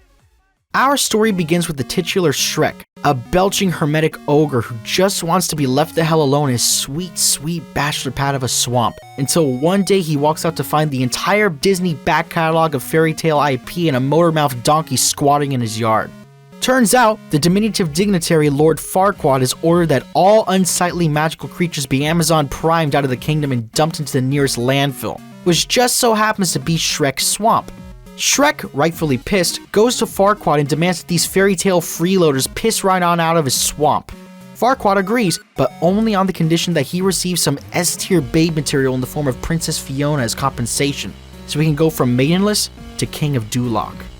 And so, Shrek and Donkey set out on a quest to bring Farquaad the princess's hand in marriage. That is, unless a guard's secret of Fiona's throws everything off first, and yada yada yada, you know what happens, it's Shrek!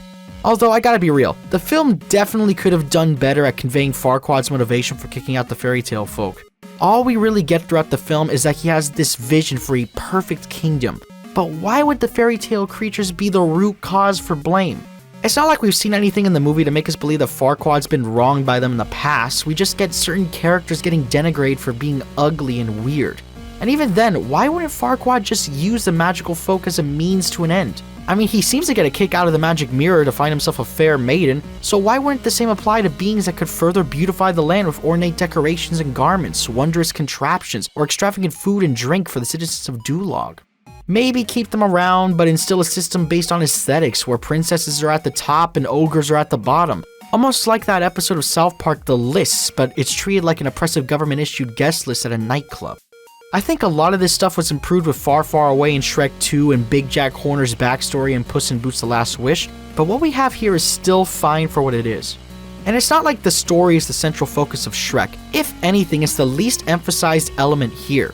What drives this film are the characters, the humor, and perhaps most interestingly, the way the film goes about presenting itself, which has loads to pick apart, especially with the benefit of hindsight. As I touched upon earlier, Aladdin was the ignition point for marketing animated films around a single celebrity role. And even that was mainly an after effect of how Williams' performance was received. Go see the posters for proof. But it worked, both within and without the film, for a few reasons.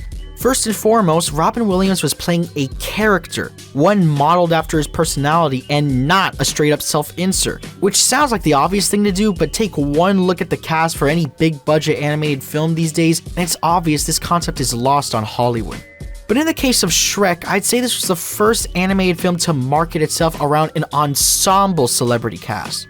Look at the posters of other animated films at the time. You'd be hard-pressed to see even one celebrity's name on it because the movie itself was the catch, and they marketed it accordingly. Compare that to Shrek's poster and bam! All four of the film's big-name actors are front and center on the poster, and the rest of the marketing campaign followed suit.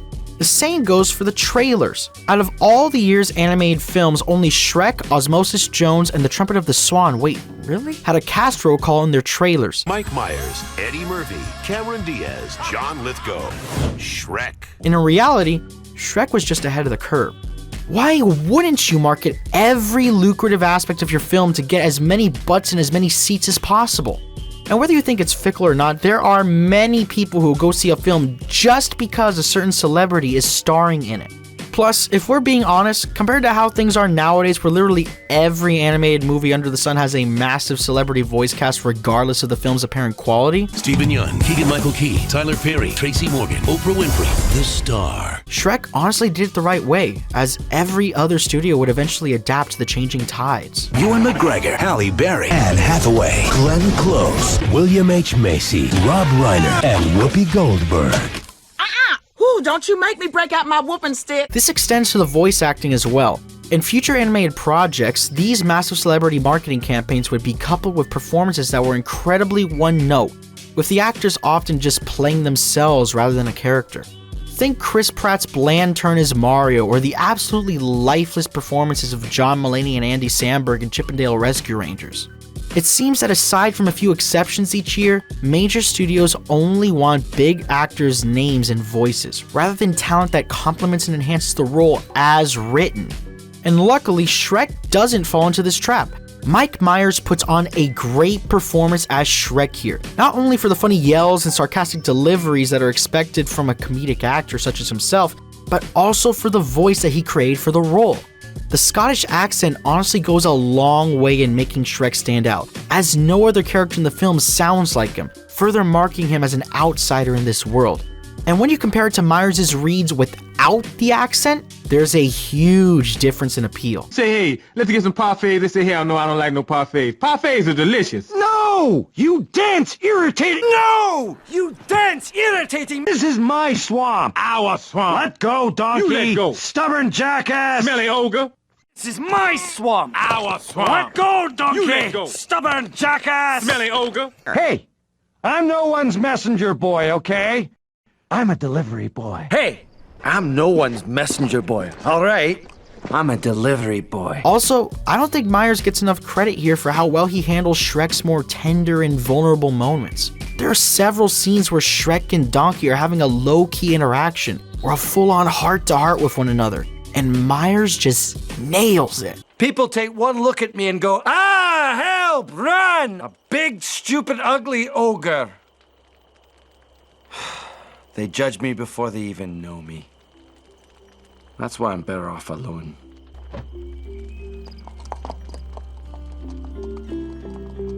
You know what? When we met, I didn't think he was just a big, stupid, ugly ogre. Yeah, I know. Speaking of Donkey, Eddie Murphy really gives it his all as the motor-mouthed jackass. His energy is insane, and you can really hear him having a great time in the booth regardless of whether or not the actual lines themselves are all that great. Yeah, I gotta be honest, I don't think the first Shrek film fully nailed down Donkey's character just yet. He can feel a bit too hyperactive and annoying for his own good, and it wasn't until the sequel that they found the perfect balance between these qualities for him, as well as a great foil for him in Puss in Boots. John Lithgow is really good here as Lord Farquaad, adding just the right amount of pompous arrogance to veil his well-ingrained insecurities. And some of these visuals are just hilarious. That bit with Farquaad's armor on the horse always gets me laughing. Forgive me, my lord, for I was just saying a short... farewell. As for Cameron Diaz's Fiona, she's fine, but I really only hear the actress instead of any sort of unique character here. However, strong vocals or not, the movie does a great job of giving us reasons to empathize with Fiona and buy into the budding relationship that starts to form between her and Shrek. They're both wonderfully weird, the chemistry they have with each other feels natural, and relatable moments like Shrek's failure to confess his feelings only to ask for more food and beat himself up immediately afterwards all hit the mark dead center. And although that third act misunderstanding between them absolutely blows, F-tier trope, the twist to have Fiona's happy ending involve her going from beauty to beast was not only a great follow-through on the film's theme of inner beauty and value, but also a fun subversion of fairy tale tropes, which is something this film has in spades. The damsel in distress is dealing out ass whoopings, the handsome prince is a self-absorbed villainous dickhead who's only getting hits for political power, the monstrous ogre is our reluctant knight in shining armor, and all magical entities are framed as either unseemly freeloaders, cowardly servants, or annoying pests. Basically, take every classic fairy tale trope or character and distort it into something with a biting edge, usually via pop culture references and adult humor. The Magic Mirror is a Weasley game show host that presents Farquaad with the fairest maidens in the land, and he is clearly liking what he sees. Then Gingerbread Man is a tortured martyr who offers to rat out the Muffin Man to save his delicious hide. Do you know the Muffin Man? The Muffin Man? The Muffin Man! Yes, I know the Muffin Man.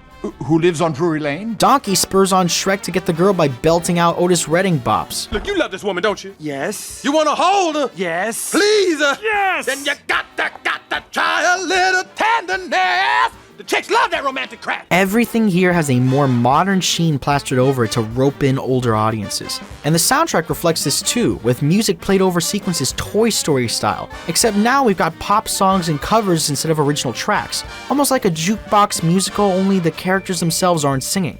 This clash between the pop music and the film's fairy tale aesthetic at times works to great effect, like during the film's final dance party sequence set to I'm a Believer. And I saw her face.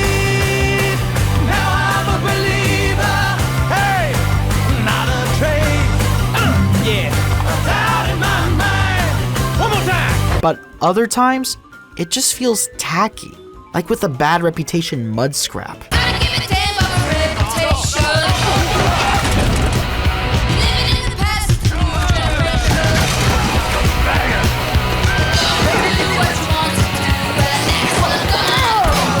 If the whole film's soundtrack was more measured and focused on having a relatively consistent musical through line or a sound that better matched the film as is, I think it would have been way more effective.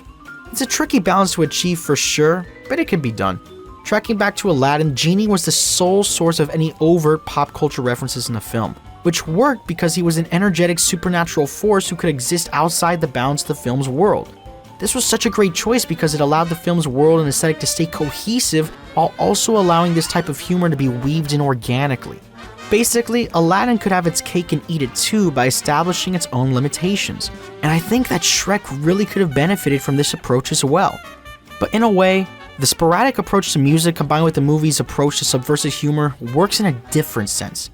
Not necessarily to make a better film, although the film is good, but to send a message. A message in the form of Jeffrey Katzenberg's giant middle finger in the face of Disney's executives. Birds get flipped at the mouth through direct and indirect references to Disney's back catalog of fantasy films, like when Shrek laughs in the face of a classic Disney storybook opening and uses its pages to wipe his big green booty. True love's first kiss. Yeah. Like that's ever gonna happen. Oh, look at Disneyland and It's a Small World are morphed into the lifeless, overly sanitary kingdom of Duloc, respectively, complete with an automated welcoming committee from hell.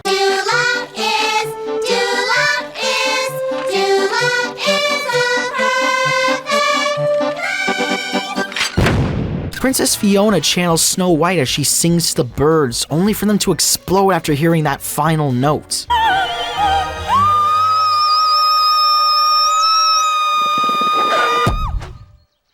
Nearly all of the fairy tale creatures that end up in Shrek's swamp are ones that also appear in Disney's past outings, but this time with a more unattractive and aggravating quality to them. And the crown jewel of Katzenberg's vindictive venture, Lord Farquaad, the diminutive, self-absorbed, pathetic simp of a villain, is unquestionably modeled after former Disney CEO Michael Eisner, a neatly packaged FU to his former co-worker, because of course this is Jeffrey Katzenberg, petty asshole, that we're talking about here. All that being said though, you can't argue with the results. DreamWorks won the war of 2001, absolutely decimating Disney's crop of animated films for that year, both critically and commercially. But while I do enjoy Shrek, there are still 5 more animated films that I feel were more deserving to be nominated for the 2001 Academy Award for Best Animated Feature.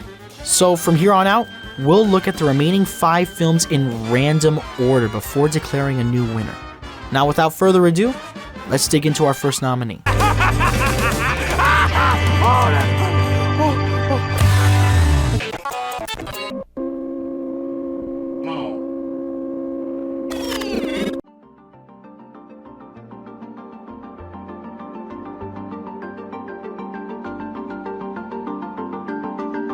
I mentioned at the beginning of the video that animation was in a state of transition. Studios were experimenting with established formulas and new styles of animation were becoming more prolific.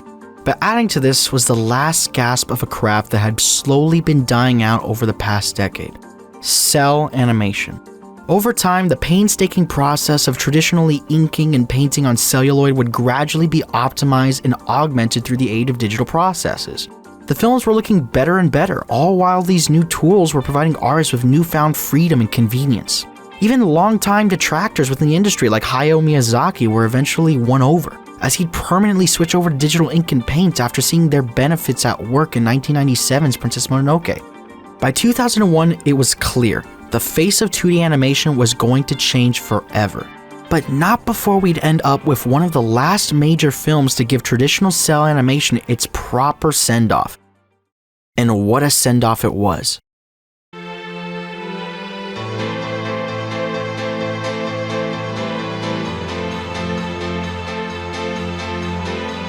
The sophomore effort from legendary writer and director Satoshi Kon, Millennium Actress sees his trademark use of surreal editing across time and space brought to the forefront once again. Except unlike many of his other works, which use this approach to invoke psychological horror, existential dread, or confounding surrealism, Millennium Actress instead chooses to explore a more personal narrative. The film follows two documentarians tasked to interview famous actress Chiyoko Fujiwara about her life and career following the collapse of the studio that helped make her a household name. But that's about where the conventional elements of the film end, as Chiyoko's accounts of her personal life gradually meld with the various roles from throughout her acting career, with our two filmmakers going from Christmas Carol-esque observers to full-on participants in her stream of memory. Chiyoko's life is contextualized as a series of scenes and performances where conflicts, relationships, and desires from her personal life are weaved into and heightened by a role, a side character, or a story beat from one of her films. You think we're watching a moment from Chiyoko's life and then boom, it's a scene from a movie. Lines that embody her aim to reach a distant love are worked into her lines on set. A veteran actress's resentment for young Chiyoko's budding talent is reflected in the sinister musings of an elderly hag. And the rest of the outside world seems to be following suit, as earthquakes that signal both the beginning and end of eras in Chiyoko's life are mirrored by the farewell launch of a rocket from one of her films, with the venerated actress sitting at the helm. Her life story is a movie in and of itself, and truly, despite the many parts she played and the stories her characters told, the greatest role that Chiyoko ever played was herself. Now sure, there are points where the spectacle of this approach can be a bit overwhelming and detract from the more emotional beats, but this film still manages to make you buy into its structure more times than not and pull you along for the ride. And part of the reason why we're able to buy into this interplay between media, memory, and history is due to techniques only made possible through the cell animation process.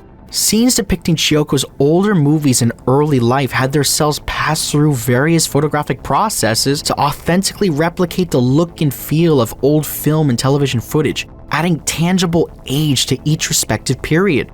The colors are faded, the environment's worn, and I am really digging some of these stylized flourishes on the backgrounds, crowds, and biographical photographs. These minute details culminate in an accurate but also hazily nostalgic representation of the past, which helps sell us on the idea that this is Chiyoko's subjective account of these events that we're experiencing. And it doesn't hurt that many of these events directly and indirectly reference actual historical footnotes in Japanese history. We see the co-option of the media during World War II for military propaganda, homage is paid to significant 20th century films like Godzilla and Throne of Blood, and the earthquake that signals Chiyoko's birth is even stated to be the Great Kanto earthquake of 1923. For a film that handles its approach to time and space with this amount of surreal liberty, having concrete historical reference points sprinkled in here and there, it does wonders for grounding Millennium Actress, at least a little bit. But one element theoretically seems almost impossible to properly execute given the seamless, dreamlike flow of time depicted in this film: the music. Do you go for a sound that aims to mimic each period verbatim? Because if you do, it might sound nice, but there'd be a serious lack of cohesion throughout the soundtrack considering how often we change settings.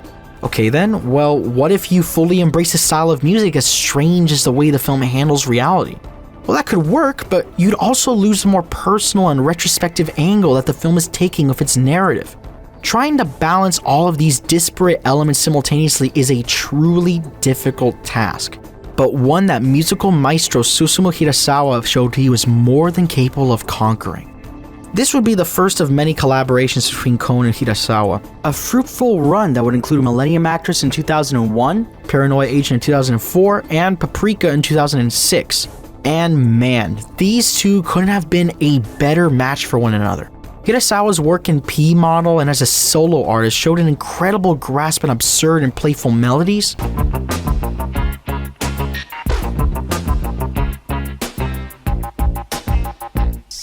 dark driving rhythms with the sinister ambience,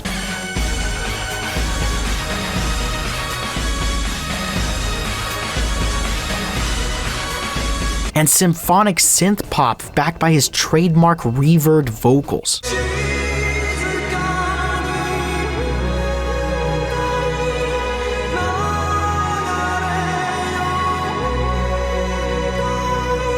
All of which gel incredibly well with Kon's visual and topical hallmarks, and Millennium Actress's OST is no exception. Chiyoko's theme has a towering austerity to it, with its plucked strings and distant vocals, but also a nostalgic warmth that lends itself perfectly to a person who's reflecting on their life.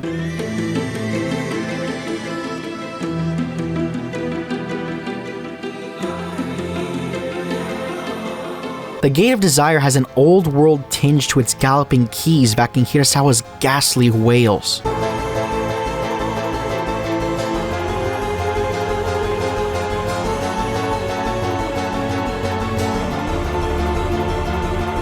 Prince of Key has this fanciful wonder to it that segues into a beautiful longing refrain.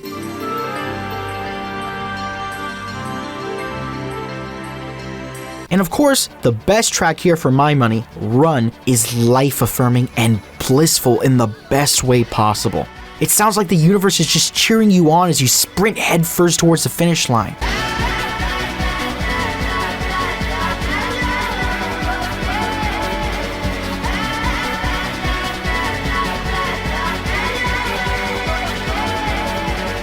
It's gorgeous music that has the potential to overwhelm the images on screen, but it's utilized in a way that's incredibly well measured and only helps to make the film better. And that's probably the thing that I admire the most about this movie in general. This could have easily been an unbearable mess of ideas and styles, but Kon and everyone else involved managed to execute it brilliantly while keeping the emotional core of the film intact. While I do personally prefer Kon's other works, and Perfect Blue will always be my favorite film of his, Millennium Actress manages to be a worthy follow-up, and one of the better animated films to come out of 2001.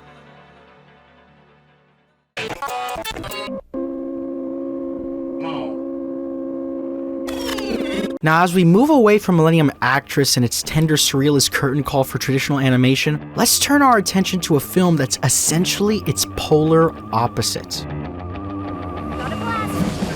Although we might take it for granted these days due to the long-lasting popularity of the show, Jimmy Neutron Boy Genius was a risky and unique animated film for its time. Virtually nobody was making computer animated feature films in the United States outside of Pixar and DreamWorks. The technology was still evolving steadily over time, and it required absurd resources in terms of money, hardware, software, and manpower just to crank one of these bad boys out every 4 years or so. But nonetheless, Nickelodeon decided to give it a shot and make Jimmy Neutron not only its first CGI property as a company, but also its first original animated film.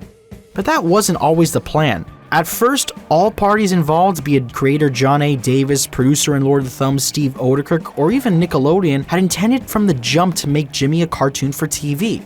However, due to a very particular detail regarding Jimmy Neutron's development history, a change needed to be made. You see, way back when the show was still being worked out by Davis and his crew at DNA Productions, they created a 40-second demo starring the then-named Johnny Quasar to serve as a proof of concept. Hi, I'm Johnny Quasar, and this is my robot dog, Got her. Bark, bark, bark, bark. It was a smash hit in the animation sphere, with many not only falling in love with the idea, but also being highly impressed with the animation. And you might be thinking, what, this? This doesn't look that great at all. I mean, Toy Story came out the same year and it looks way better. And sure, I get it.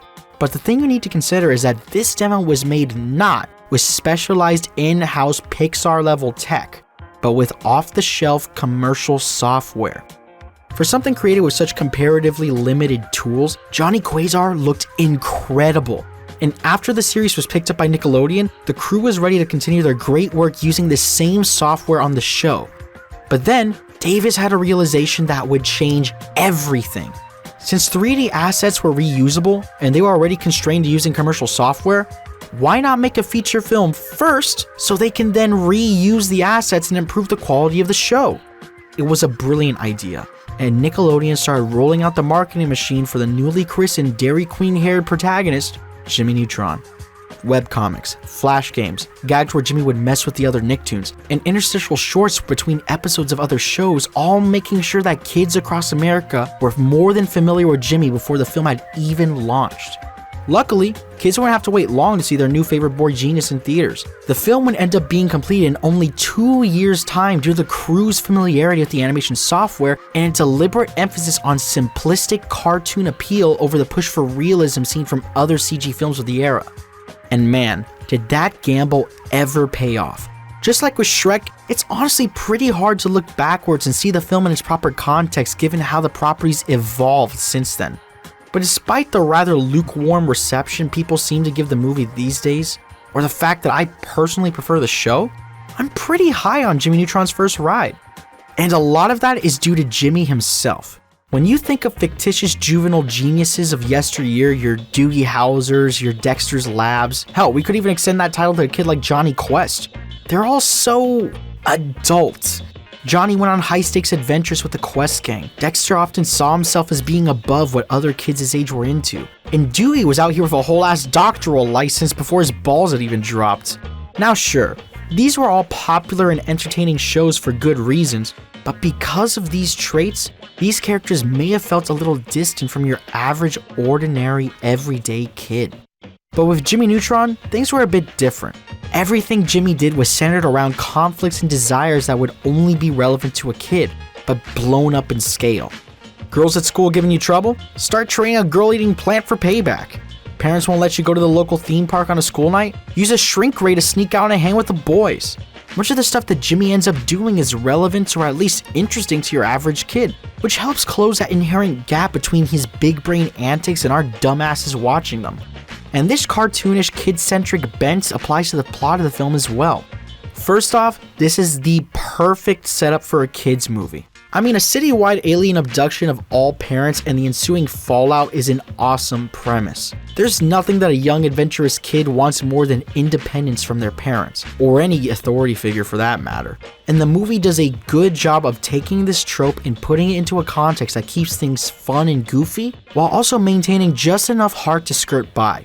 When Jimmy and the gang realize their parents are gone, they start going wild. Basic rules like wearing matching clothes or keeping the cold air in the fridge or pee in the shower are all broken immediately. Guarded indulgences like candy and ice cream are scarfed down en masse. And basic adult institutions like the restaurant industry or the school system are hijacked and restructured in a way that focuses on what kids value. But once the smoke clears and the sugar in their guts settle, one thing becomes clear. I want my mommy. It's the Pleasure Island dilemma from Pinocchio all over again. But luckily the children of Retroville have enough sense to recognize what it is that they truly need right away. So all the kids cross the cosmos and repurpose theme park rides to save their parents from their alien captors and bring things back to the way they were. It's simple, but so effective. And there are a few details in particular that I really love. I like that while the alien invasion is Jimmy's fault, it's an indirect consequence. It's not one of those movies where the snot-nosed protagonist makes a wish on a falling star, all, if my parents will let me do what I want, then I just wish they'd all disappear, a la Timmy Turner, which, by the way, this is why Jimmy over Timmy is the objective answer, folks. No, Jimmy was just trying to reach out to distant extraterrestrial life, and it just so happens that they wanted to snatch up everyone's parents and sacrifice them to their deity. Not to mention, all of this takes place right after Jimmy disobeys his parents and holds some resentment to them for not letting him go to Retroland, so it makes sense that he'd go on a bender before coming to his senses. Plus, the mundane excuse of gone to Florida is hilarious, and I love how quickly the boys accept it as fact. Yeah, my parents went to Florida too. Did they all go to Florida? Maybe they went to get juice or something. And speaking of the boys, I love the way Jimmy interacts with his friends. Jimmy, Sheen, and Carl are all huge nerds that complement each other well. You've got the uber-intelligent brainiac in Jimmy, the overly obsessive media geek in Sheen, and the feeble neurotic dweeb in Carl.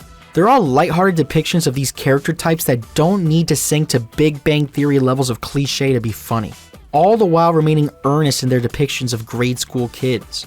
They really balance each other out well, and I really like how they get excited over things together. When she points out the poster to Retroland, all of the boys get hyped up for different reasons. Jimmy's keen on the gravity-based attractions, Sheen wants to meet Ultralord, and Carl's on a mission to pet his first llama at the petting zoo. But even though they all have different reasons for wanting to go, they're all excited that they get to go together. And they've got each other's backs when things get rough too. Anytime one of them fails or feels insecure about something, the others at least try to offer support, even if they eventually go off the rails and get sidetracked because, oh yeah, they're kids. And this brand of sugar-addled sincerity extends to most of the core characters here. Jimmy's arrogant and brainy, but he's also excitable, impulsive, and values fitting in with his peers to a certain degree. Cindy may basically just be a tsundere in the vein of Helga from Hey Arnold, but she's way more willing to drop the facade and show some genuine emotion at times. Nick could easily have just been your run-of-the-mill cool bully, but he's not above offering the boys a solution when they're landlocked by their parents. And of course, Hugh and Judy Neutron have gotta be one of my favorite sets of comedic animated parents in all of media. Animation has a particularly lacking track record of how it handles parents. There's of course the long-standing trope in dramatic stories of the parents being dead, missing, or absent, but things aren't much better in the comedic realm either. Parents in animated comedies tend to range from one-dimensional idiots completely oblivious to their kids, overbearing helicopter parents who plan out their kids' entire lives from birth, or just flat-out mean-spirited bullies whose antics are played up for laughs. Luckily, I think Hugh and Judy toe the line quite well by comparison. Sure, they have the classic dynamic of the bumbling dad and straight-arrow mom out of The Simpsons, but there's no way in hell you'd ever get Hugh or Homer confused for one another. Hugh is one of the all-time animated dads. He's got this great balance of overgrown man-child and loving parent that gives you the sense that he just barely squeaked his way into being a functional adult. I mean, this line right here implies that he was overparented into adulthood and was none the wiser about it. Look, I was a kid once. I remember being grounded a whole week and not being allowed to go to my best friend's bachelor party. He's gleefully stupid through and through, but in a way that's so well accentuated by his positivity and naivety that you can't help but love him. And of course, none of these parents would stick the landing as well as they do if it wasn't for some top-tier voice acting. This movie has so many amazing performances here from its voice cast. Debbie Derryberry could have easily been too annoying or difficult to relate to as Jimmy, but man does she ever pull that voice off. Rob Paulsen is my favorite voice actor ever, and Carl has got to be one of my personal favorite roles from him. Jeffrey Garcia has so much spastic energy behind his reads as Sheen. Mark DiCarlo's performance as Hugh is so great that it spawned an entire universe courtesy of Uncle Al. And we get two genuinely fun performances from Patrick Stewart and Martin Sheen as our alien antagonists here. This has got to be one of the last major American animated films I can remember where most of the main characters are performed by career voice actors instead of celebrities, which when combined with a cartoonish aesthetic, plot, and characterization, really helps this movie stand out in retrospect. As I mentioned earlier, 3D animation from this era was absolutely obsessed with realism, as the major studios were aiming to push the technology to its limit with true-to-life fur, hair, and water simulations abound. And while this was by no means a net negative, I mean just look how far we've come from Andy's Ugly Mug in the first Toy Story. Just like with video games that sacrifice polygon count for visual craft, graphics are temporary, but aesthetics are timeless. Sure, this movie has a lot of early CG quirks in how characters move, low-res textures, purely functional lighting, you name it. But it doesn't bother me precisely because it's a cartoon movie that embraces the fact that it's a cartoon movie. And it's an unabashedly fun one at that.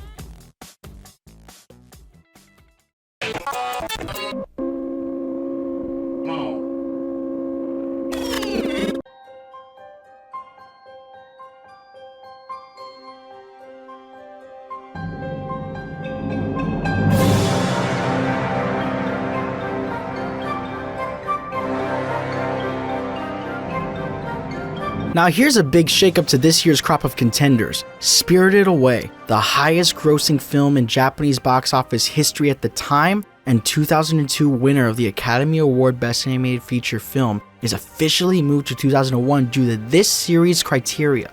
This won't be the last time this happens in the series. I mean, hell, Millennium Actress didn't come westward until 2003 for crying out loud. But this is the only time in the series a former winner of the Oscar gets moved to a different year, so it's definitely worth highlighting. And man, I gotta be honest, this was the one film, the one good film, that I was least looking forward to writing about, if only because of its stature. I mean, this movie has been discussed by countless critics and fans alike for years, and has even served as a gateway for many people into the world of international animated films, Japanese animated features, or hell, even anime in general. It's daunting. And what makes it even more daunting for me personally is the fact that Spirited Away only continues to resonate with me more and more with each viewing, especially as I get older. We follow Chihiro, a rather plain and unremarkable young girl who is forced to separate from the comfort of her parents as they're suddenly and mysteriously turned into pigs. She ends up in a strange and unfamiliar land in the form of Yubaba's bathhouse, where she is swept into the thick of it with zero knowledge and must choose to either maintain her survival and save her parents through hard work, or suffer the same cruel fate that befell them. Yubaba then strips Chihiro of her identity, assigns her a new one in its place, and immediately has her thrust into the machine, where she encounters various guides and mentors who can only take her so far before she has to figure things out on her own. Along the way, she forms meaningful relationships, learns to take on responsibility without whining, builds skills, gains self-assurance, and sees the nuances in people who once seemed distant and even dangerous, all the while reclaiming her sense of self with a new, more complete identity in tow, and do right by her family in the end. The framework is all there in spades for the sort of eternally affecting coming-of-age tale that manages to be relevant across numerous stages of life, but it's all in the details. Any situation where you play the role of inadequate, fresh-faced mite in an intimidating new setting could serve as a parallel to Yubaba's bathhouse. It could be going to a new school, starting a new job, moving to an unfamiliar location, or hell, even a combination of these and other contexts. I mean, Chihiro and her family were in the middle of a move themselves, and with that comes a whole slew of unfamiliar circumstances. And it's that uncomfortable unknown that Chihiro is forced to face head-on throughout the film, starting the moment she's separated from her parents. See, Chihiro is a kid, an actual kid, not some Hollywood approximation of how kids act or a little doll created to be optimally marketable, but a stubborn, selfish, frightened, energetic, resilient, and gradually maturing youth. So when we see this snotty little backseater run away in horror from her porked up parents, frantically keeping herself from going ghost, eat some unmarked food from a random boy, is wave dashed into a sprawling complex filled with off-putting spirits, and is forced to beg for a job, any job, just so she doesn't end up on a platter extra crispy like her folks, you really feel for her. For a movie that is perfectly suited for all ages, it's refreshing to see such a heavy emphasis on the necessity and value of work, highlighting the differential consequences between the driven and the industrious versus the snide and the slothful. Chihiro, not wanting to end up on a Denny's Grand Slam, asks Kamaji for work, but this man has his own problems to deal with. He's the self-described slave to the boilers of the bathhouse and oversees the soot spirits grinding it out for their daily dose of confetti candy. Everyone has their own load to bear, from Lin and the girls having to deal with these frog fogies up in their business, to someone like Haku, who seems exceptional early on but basically serves as Yubaba's lapdog. I mean, hell, even Yubaba herself's got a giant hypochondriac baby to look after. It's a cast of people with a lot on their plate, but it sure beats the alternative. Chihiro's parents were turned into pigs because the food they ate was unearned. The soot spirits need to work or else the spell that gave them life will wear off. And Yubaba took a binding oath to give work to anybody who asks. The message is clear. If you're gonna survive in this world as an honest adult or burgeoning adult, then you've gotta earn it, no exceptions, and everyone who doesn't gets what's coming to them eventually. Chihiro gradually accepts this and starts putting her axe to the grind, bolstered by a newfound purpose driving her to carve out her own path. But doing so is a struggle, and I love that this film makes sure to show us her struggle. There's no ass-pull moment where she magically solves the problem without any rhyme or reason, like, whoa, did I do that? Did I just do that? Well, definitely with my assistance. I did not just do that. No. She starts out as an inexperienced, useless little kid who can't clean, can't lift, and has no knowledge base before slowly growing into a paragon of excellence through unwavering diligence. And this work ethic rubs off on the people around her who appreciate good, honest effort, creating connections and allowing us to see new sides to them. When Chihiro struggles to barely get even one coal into the boiler, Kamaji respects her enough to cover for her, send her along with Lin to see Yubaba, provide a comforting blanket for her while she's sleeping, and even give her his long-held train tickets when she needs a ride. When Chihiro figures out the mystery of the river spirit, Lin offers her food and starts treating her like a sister throughout the rest of the film. And it makes sense. Few people are willing to put in the work needed to achieve something greater than themselves and crystallize their own identity.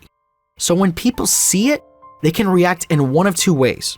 You can either celebrate it, extend some warmth in their direction, hopefully collaborate to make this the norm, or you can resent it, choosing instead to stay distant and squeak by with the bare minimum until the next quick scheme rolls around. And that's why we have a character like No Face here, to represent the allure of an effortless life of unearned luxury and the cost of forming an identity dependent upon leeching off of others.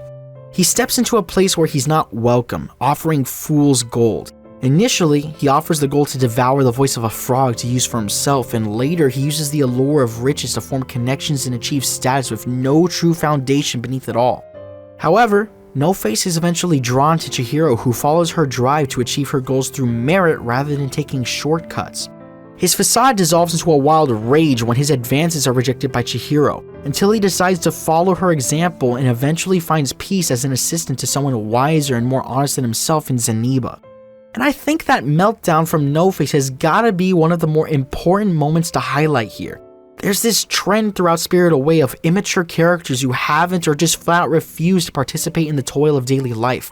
We've already mentioned No Face, but there's also Yubaba's overgrown baby Bone, who avoids responsibility by feigning illness to his doting mother, but is shown to be fully capable of action and eventually finds newfound purpose as a mouse, where everyday activities, though harder, end up being far more fulfilling in the long run. And you might think that all of this is to say that the movie is one giant thesis stating, go out and get a job, hippie, abandon your youth completely and form a new adult identity devoid of any childish notions. But that's not true. Remember, this is Miyazaki we're talking about, a man full of childlike wonder that is absolutely obsessed with the clash between nature and industry. See, one tiny detail solidifying that this is in fact not the core statement of Spirited Away, at least to me, is the use of names and identities throughout the film. Everywhere you go, you find several instances where someone is stripped of their true name and assigned with a new one, where a character's entire identity is morphed and changed. Chihiro's name being changed to Sen, No Face's lack of persona and monstrous transformation, Haku's forgotten title as the Kohaku River's guardian spirit, Yubaba morphing into a bird, or Bone's transformation into a mouse. Once your name and clothes are taken away, you're bound to the bathhouse forever if you don't remember to hold on to them. To me, this is Miyazaki's way of saying that no matter how much you need to grow up, no matter the struggles that you come across in the daily grind, in the end, you cannot afford to forget your roots or abandon your youthful spirit. Haku was worn down by the world of Yubaba's bathhouse and all the seedy things happening underneath the surface, while still having the appearance of a child. But once he's reminded of his true name, his harsh facade literally shatters, and we see his now exuberant demeanor finally match his boyish front, going so far as to fly without the need of his dragon form. Bone eventually returns to the bathhouse as a baby once more, but now stands tall on his own 2 feet, much to the surprise of Yubaba. And Chihiro is able to hold on to the memory of her parents, even as pigs, in order to win Yubaba's final game and return home.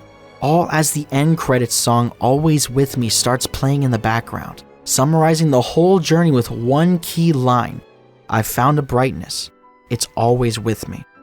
And this is all without mentioning Hisaishi's incredible score, Miyazaki's trademark use of expressive animation to heighten sensations and crystallize personalities, the gorgeous visuals of the digital rendering compositing, or the film's ability to just breathe and let the atmosphere sink in. All of these elements are exemplary and worthy of praise, but the most valuable aspect of this movie, at least to me, will always be in its ability to allow for such a bizarre and a creative coming-of-age narrative to apply to so many different life situations for so many different people. I know it did for me. And for that, I want to extend to Hayao Miyazaki, Joe Hisaishi, and all the great men and women who worked on this wonderful film an honest and sincere thank you for their incredible work.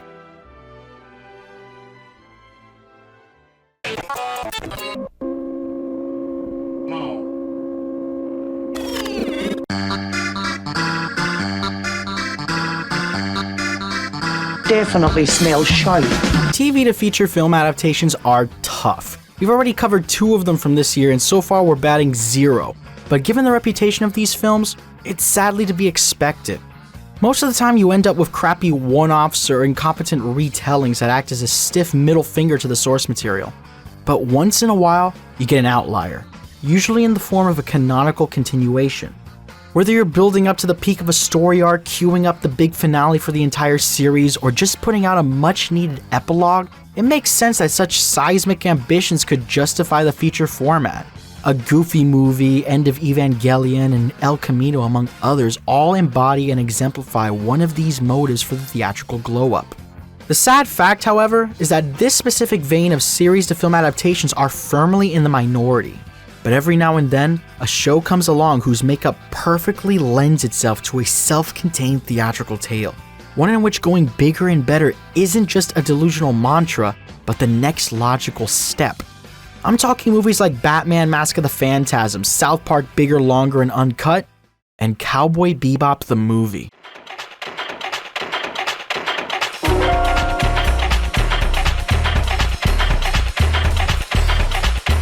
Like Batman the Animated Series, Cowboy Bebop was a show that had its sights set on making each episode feel like a bite-sized movie. One episode might be a smoky black and white noir pastiche, while another could be a groovy farcical chase in the desert. Some tales are funny and thrilling, while others are beautiful and moving, with each member of the titular Bebop crew having their own chance to shine in the spotlight and flesh out their role. Spike has an effortless cool to him, a lethargic man sleepwalking through life until the occasional thrill of a high bounty or the ghosts from his past reanimate his lanky frame. Jet is the most well-rounded of the group, an eternally patient man with a hard shell and warm core, who's always a wellspring of stern wisdom for his more impulsive crewmates. Faye's a hot-headed, aloof loner who often abandons others before she inevitably gets abandoned herself, all the while possessing the arrogant spunk of a little girl masquerading as a grown woman. In a way, she's similar to James Gunn's take on Rocket Raccoon, but with boobs. And lastly, there's Ed, my personal favorite of the group, an absolute oddball genius of a hacker with grade A tism, who speaks in odd phrasings, moves in bizarre manners, and has an infectious curiosity that serves to perfectly balance out the rest of the crew. Oh, and there's Ein too. Good dog. With such a wide range of variable moods and styles between each episode, an emphasis on self-contained adventures, and an ensemble that doesn't demand focus on just 1 or 2 characters at a time, Cowboy Bebop was basically tailor-made for the feature format. And boy does the film deliver. Released a whole 2 years after the show's end with series director Shinichiro Watanabe once again at the helm, Cowboy Bebop the movie effectively functions as the longest, most expensive episode of the series. This time around, the Bebop crew is off to their usual shenanigans, chasing odd bounties and bumming around the ship until a terrorist named Vincent emerges from the ashes of a car wreck during one of Faye's missions and begins spreading mass panic on Mars through an airborne virus composed of nanomachines, son. After the gang finds out the crazy price tag on this guy's head, it's up to Spike, Jet, Faye, and Ein to track him down with the help of an agent named Elektra, as a hazy secret underlying all of the chaos is slowly revealed. Just like the show, there's a nice blending of multiple cultural elements at play here. Whereas the series would often blend more American and Chinese elements together, here we've got some Arabic vibes incorporated into the setting with unique architecture, clothing, and markets abound. It's nice to see these aesthetics placed alongside the more overtly American elements Bebop is usually known for. That awesome opening credit sequence just screams New York City.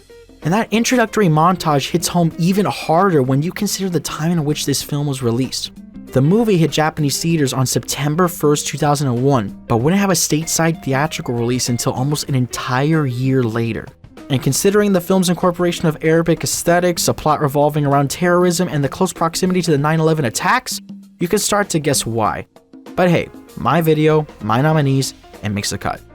One thing that really stands out from the feature-length budget boost is the usage of various camera angles and effects in the animation.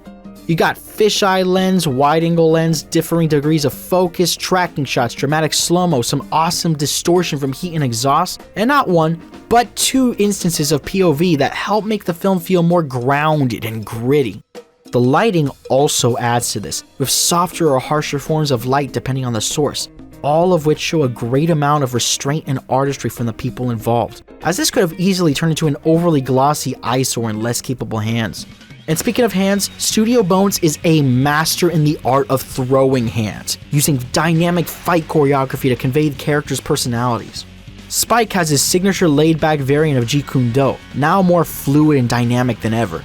He'll size up his opponents and toy with them a bit, like in the opening's coffee-addled beatdown or the flirty hallway confrontation with Elektra later on.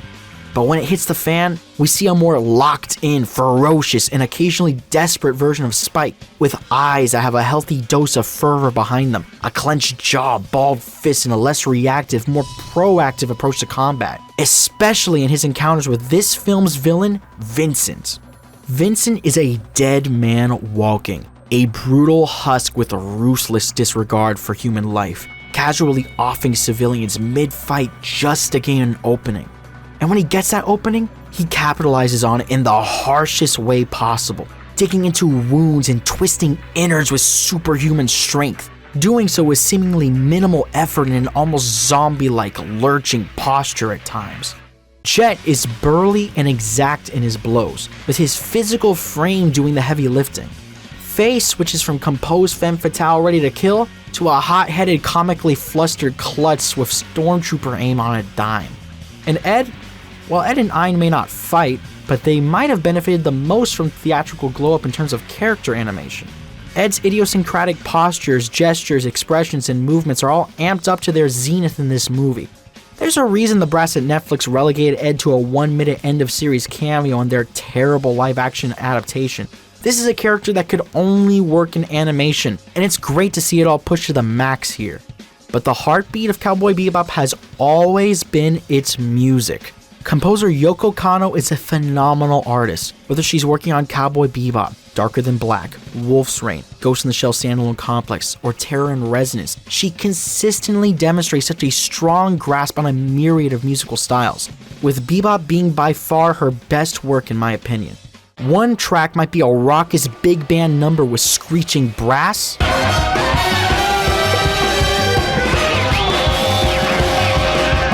while another is a delicate toy piano lullaby lamenting things long since lost.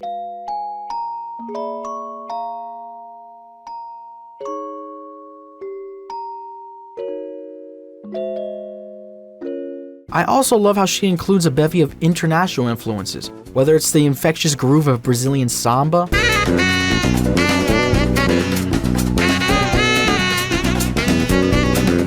or a spiritual jazz dirge so majestic that it would make Pharoah Sanders himself proud.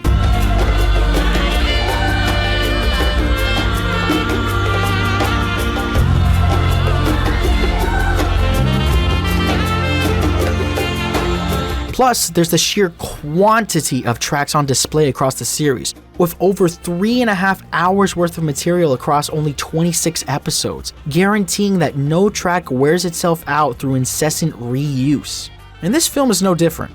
90-minute movie, 71-minute soundtrack, with Kanno once again putting in a hell of a shift. Many of the series' musical hallmarks are still thoroughly represented here. Driving alt-rock riffs? Check. Bluesy dirt road musings? Well, I was laying out wire on number 9 now when she came down to earth. And she was talking real loud all about how she was gonna save the universe. Double check. Life-affirming power ballads with soulful group vocals?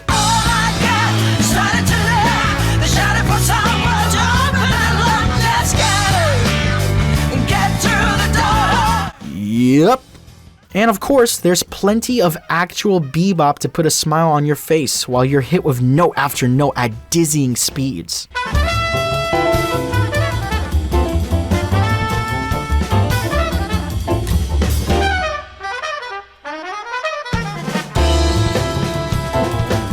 Plus, there are some wild cards here that manage to spice things up a bit. There are some cuts that lean into the Arabic sounds and synergize with the vibe of the city's Moroccan street.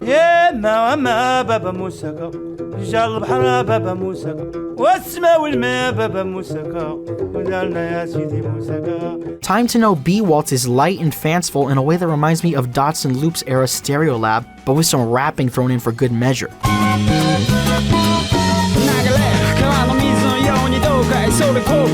And What Planet Is This adds some good old-fashioned grade A funk to this track list.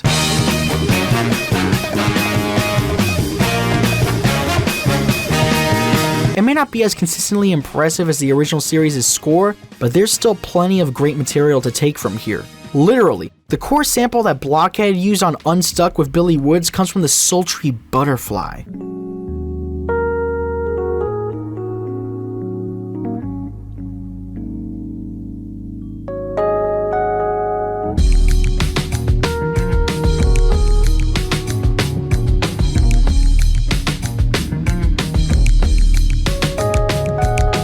So to anyone contributing to whosample.com, you're welcome, because last time I checked, the sample still wasn't listed on there. To me though, what made Cowboy Bebop truly special was not just the music itself, but how it was utilized.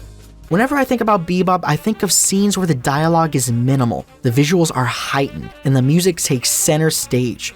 Be it the haunting polyphony of Greenberg over Spike's plummet into memory, mushroom hunting elevating a frenetic chase scene on a train into a soulful party with its grooving rhythm section, and of course, the somber roars of the real folk blues, signaling to everyone that the story's end is fast approaching. These moments are what made Cowboy Bebop more than just a phenomenal series, but an enduring classic in my eyes. Watanabe has gone on record stating that the inspiration for and development of a lot of his scenes are directly linked to the music he and his staff have been listening to.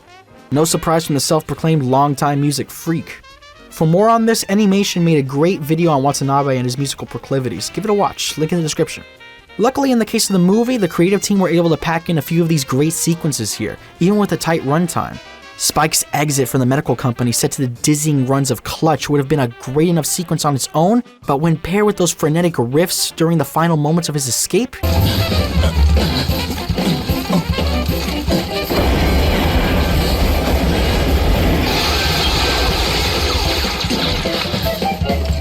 so good.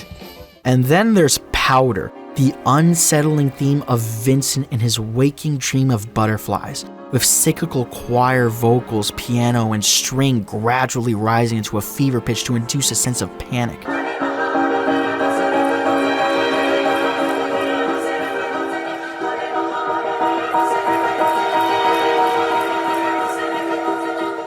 All of this just further reinforces what makes the film a success. It's more of the show we know and love, but blown up in production value to hammer home that this isn't just some random episode of Cowboy Bebop copy-paste onto the big screen.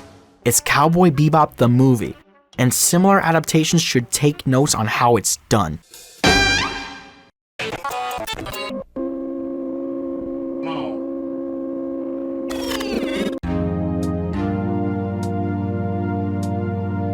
During Pixar's early days, each film simultaneously presented the audience with a new world to explore, and the studio with a staggering new technological challenge.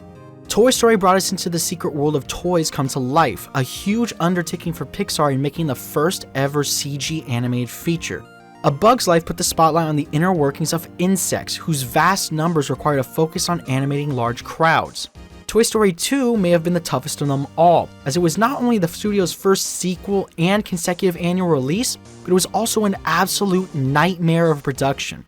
We're talking a sudden shift from home video to theaters, a crammed timetable that caused mass burnout and injury, and at one point they had even deleted the whole movie by mistake until technical director Galen Sussman swooped in with a backup copy while on maternity leave. Pixar had established a tumultuous pattern for themselves, but one that had yielded massive returns. And this dizzying cycle would only continue with their next film, Monsters Incorporated.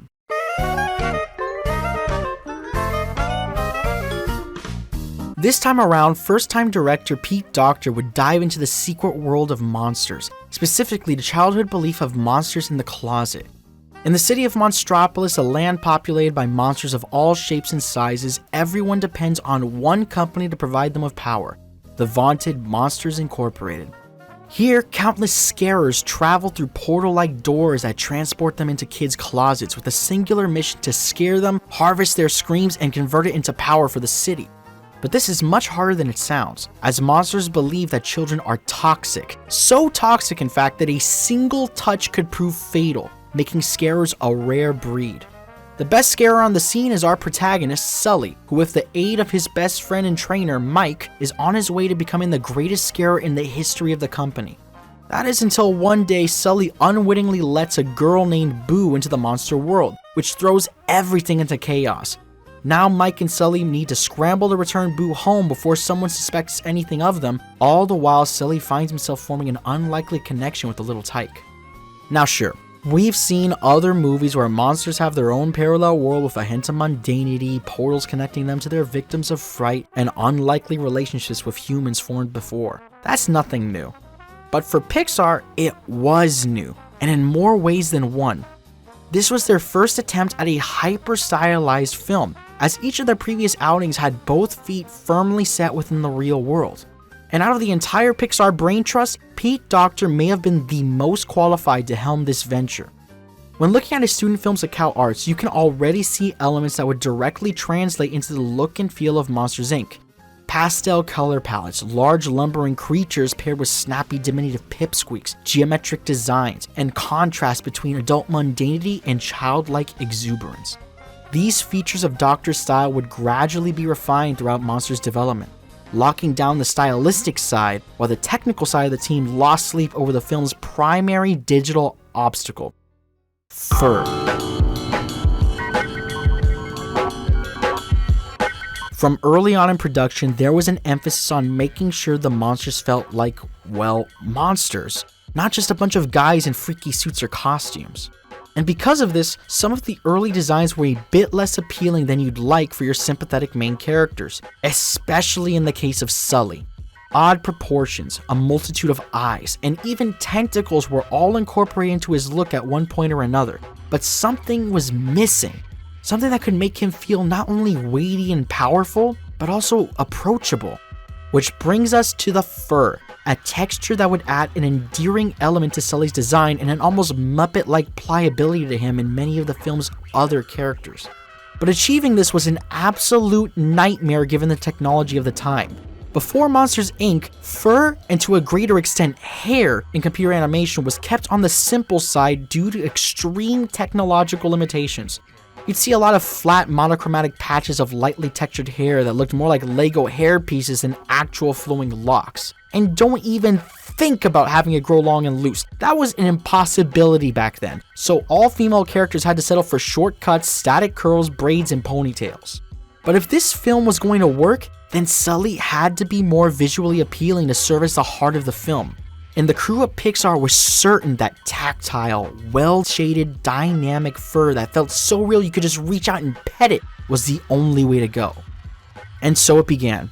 Hairball simulations that looked like Jim Henson gags, stress tests of Sully tumbling through treacherous obstacle courses, and a brand spanking new program, Fizz T, that helped fur and cloth react naturally to movement and collision, all coming together to give us visuals that felt impossible for the time.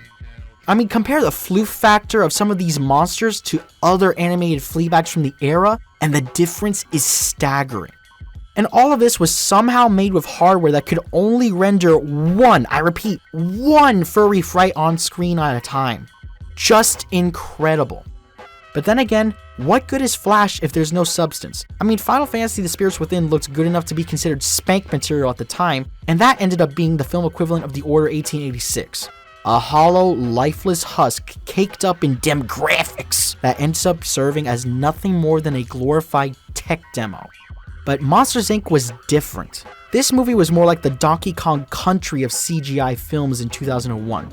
Cutting-edge graphics laced with cartoonish charm, all in service to a classic framework that, like DKC, kicks off with one hell of an intro. This has gotta be one of my favorite opening credits sequences bar none. It's got the look of a classic UPA cartoon paired with the up-tempo jazzy energy of Dalmatians opening credits, and it does a great job of setting the stage for the audience. We're given a sample of what the vibrant jazz score will sound like, are introduced to the idea of closet doors acting as portals that bend time and space, and we get a sneak peek at the types of creatures we'll see in the film, opting for scales, feathers, slime, and noodling appendages over your typical vampire, zombie, werewolf categorizations, all as we zoom through the door and segue into our introductory scene. And it's a very efficient intro to boot. In the span of about 3.5 minutes, we learned everything we need to know about the monster world. Monsters scare kids to collect screams are converted into power to fuel the entire city, and precautions must be taken to keep these toxic kids out of the monster world. Now this is the great little nugget that this movie brings to the mundane monsters roundtable. Such a premise allows the film to contextualize the act of scaring in a way that fully endears the monsters to the audience, while also making them approachable to kids through the old mutual fear trope. And it's all done without forcing the monsters to forfeit their unseemly qualities. You ever watch one of those kids cartoons starring Halloween creatures, you know, your ghoul schools, your scare schools, a lot of schools, jeez, and end up disappointed that these so-called monsters rarely get to do anything, well, monstrous? Werewolves are just overgrown bipedal pooches, vampires in sobriety mode chugging V8s by the gallon, and ghosts never seem to get past the sneak up and say boo phase of their 119-step haunting master plan. But with these rules of the world in place, as demonstrated through the quick tonal 180 in the intro, these creatures of Monsters Inc. can keep their slicing claws, jagged teeth, and menacing roars while still being huggable enough to be turned into an overpriced plush toy. Or, in the case of our protagonist, a blue and purple Build-A-Bear alongside a complimentary green stress ball. Mike and Sully have great chemistry, simultaneously feeling like best friends who constantly banter with one another, co-workers who slog through the corporate mud side by side, and a dynamic coach-athlete partnership shooting for the top of the mountain. They feel like the sort of friends that go way back to childhood, rarely having one's name mentioned without the others coming up right behind it. Note the friendly and knowing manner that Mike addresses Sully's mom on the phone, the personalized seating arrangements in and around their apartment, their ease of interaction in the locker room as they share Dio and discuss post-work plans. And most of all, in the case of bromances, they are always challenging each other in the sort of way that only best friends can. Constant barrages with a laugh and a nudge at the end of it. I'm telling you, Big Daddy, you're gonna be seeing this face on TV a lot more often. Yeah, like on Monstropolis' Most Wanted. You've been jealous of my good looks since the 4th grade, pal. And ideally, that's what they would have been. Childhood friends, until Monsters University decided to chuck it all out the window and give us a far less interesting origin to their friendship years later, but that's beside the point. What we have here in this film is great, and it's all due to a core element of Pete Docter's approach. If you only took one thing away from design school, I think it would be the word contrast. That's what makes things read, that's what makes things interesting. The blocky Carl is strung along the teardrop-shaped Russell and Up. Two seemingly opposite emotions, and joy and sadness, are shown to be a complementary pair in Inside Out. Next door has a sour old man represented by rectangles juxtaposed against a sprightly little girl who lives in a sphere. Hell, in this movie, we've even got the dynamic between Sully and Boo's relationship to add to the list too. All across Docter's filmography, this use of contrast between core characters has been at the forefront, and it's evident across all variables when it comes to Mike and Sully's dynamic. In terms of shape language, Sully's a big rectangle as opposed to the small circle that makes up Mike. There are differences in weight and movement too, with Sully's slow, hulking frame and insular actions offset by Mike's frenetic theatrics and broad gestures, which of course reflect their disparate personalities. Sully is the sort of low-key, sure of himself jock that doesn't like to cause much of a scene. A shrug here, a wry smile there, all backed by the warmth of John Goodman's voice. Whereas Billy Crystal's Mike is an absolute Looney Tune, a literal ball of boundless energy who just whooshes his way across the screen like Bob Clampet's Daffy Duck, but with the showmanship of Chuck Jones's Frog from One Froggy Evening, stretching his arms abroad to take up space, acting out what he's saying with ferocity, and jumping both octaves and decibels with his voice as he drives his points across with that New York accent. And it could have easily been a disaster. This sort of high-energy performative character can easily come across as being unbearably annoying, but they managed to pull it off, much due in part to the heart behind Billy Crystal's voice and a great design that keeps Mike from becoming a Monster Rancher abomination. And the monster designs really shine overall in this film, especially when compared to how they could have looked. As mentioned earlier, Mike and Sully used to have seemingly random mishmashes of appendages. What with this early version of Sully and his tentacles, or Mike trading in his arms for these massive emu leg talon things. They also tended to have more deliberately unappealing faces than their final incarnations. Just look at this version of Sully and tell me it doesn't look like something straight out of Spore. The final film, however, takes a far more appealing Muppets meets Maurice Sendak approach to the monster designs, allowing the creatures to still have characteristics that are grotesque in a vacuum, while also balancing them out with curved lines, soft colors, big eyes, and familiar articles of clothing. Mike's girlfriend Celia is a bunch of non-threatening squiggles with a friendly Q-tip head that reflects the sweet demeanor Jennifer Tilly pours into her voice, while her Medusa locks remind you not to piss her off. Scarefloor rival Randall is a conniving little bastard, comes with the name I guess, weaseling his way around in slithery contours with the smug grin, beady eyes, and fidgety digits characteristic of a Steve Buscemi character to let you know that he's not to be trusted. Mr. Waternoose, the head honcho at Monsters Incorporated, should be terrifying on the surface, what with his isopod meets arachnid lower body and odd teeth. But the rich tones of James Coburn's voice pair with an adorably lumpy old man head and a bow tie helps put you at ease. And Roz, for me, has gotta be one of the best Pixar gag characters, period. With her slow, oozing movements and judging scowl, accentuated by a dash of troll hair and Bob Pearson's hilarious performance. Well, isn't that nice? But guess what? You didn't turn in your paperwork last night. He did? No? Paperwork? This office is now closed. They're a fantastic bunch of pastel creatures, all grounded by the somewhat less fantastic environment that they inhabit. There's an industrial undertone to the locales, but with a splash of warmth thrown in for good measure. Everywhere you look within Monstropolis, you see large pieces of metalwork, offset by warm autumn tones and anthropomorphized tech. Inside the Monsters Incorporated company headquarters, you're met with muted colors, long monotonous hallways adorned by cold strips of electric light, and more industrial accents via yellow hazard lines on the locker room walls and Tonka-sized faucets in the bathroom. It's a drab commercial environment with all the trappings of your typical workplace, but the place really comes to life when the scare floor is active.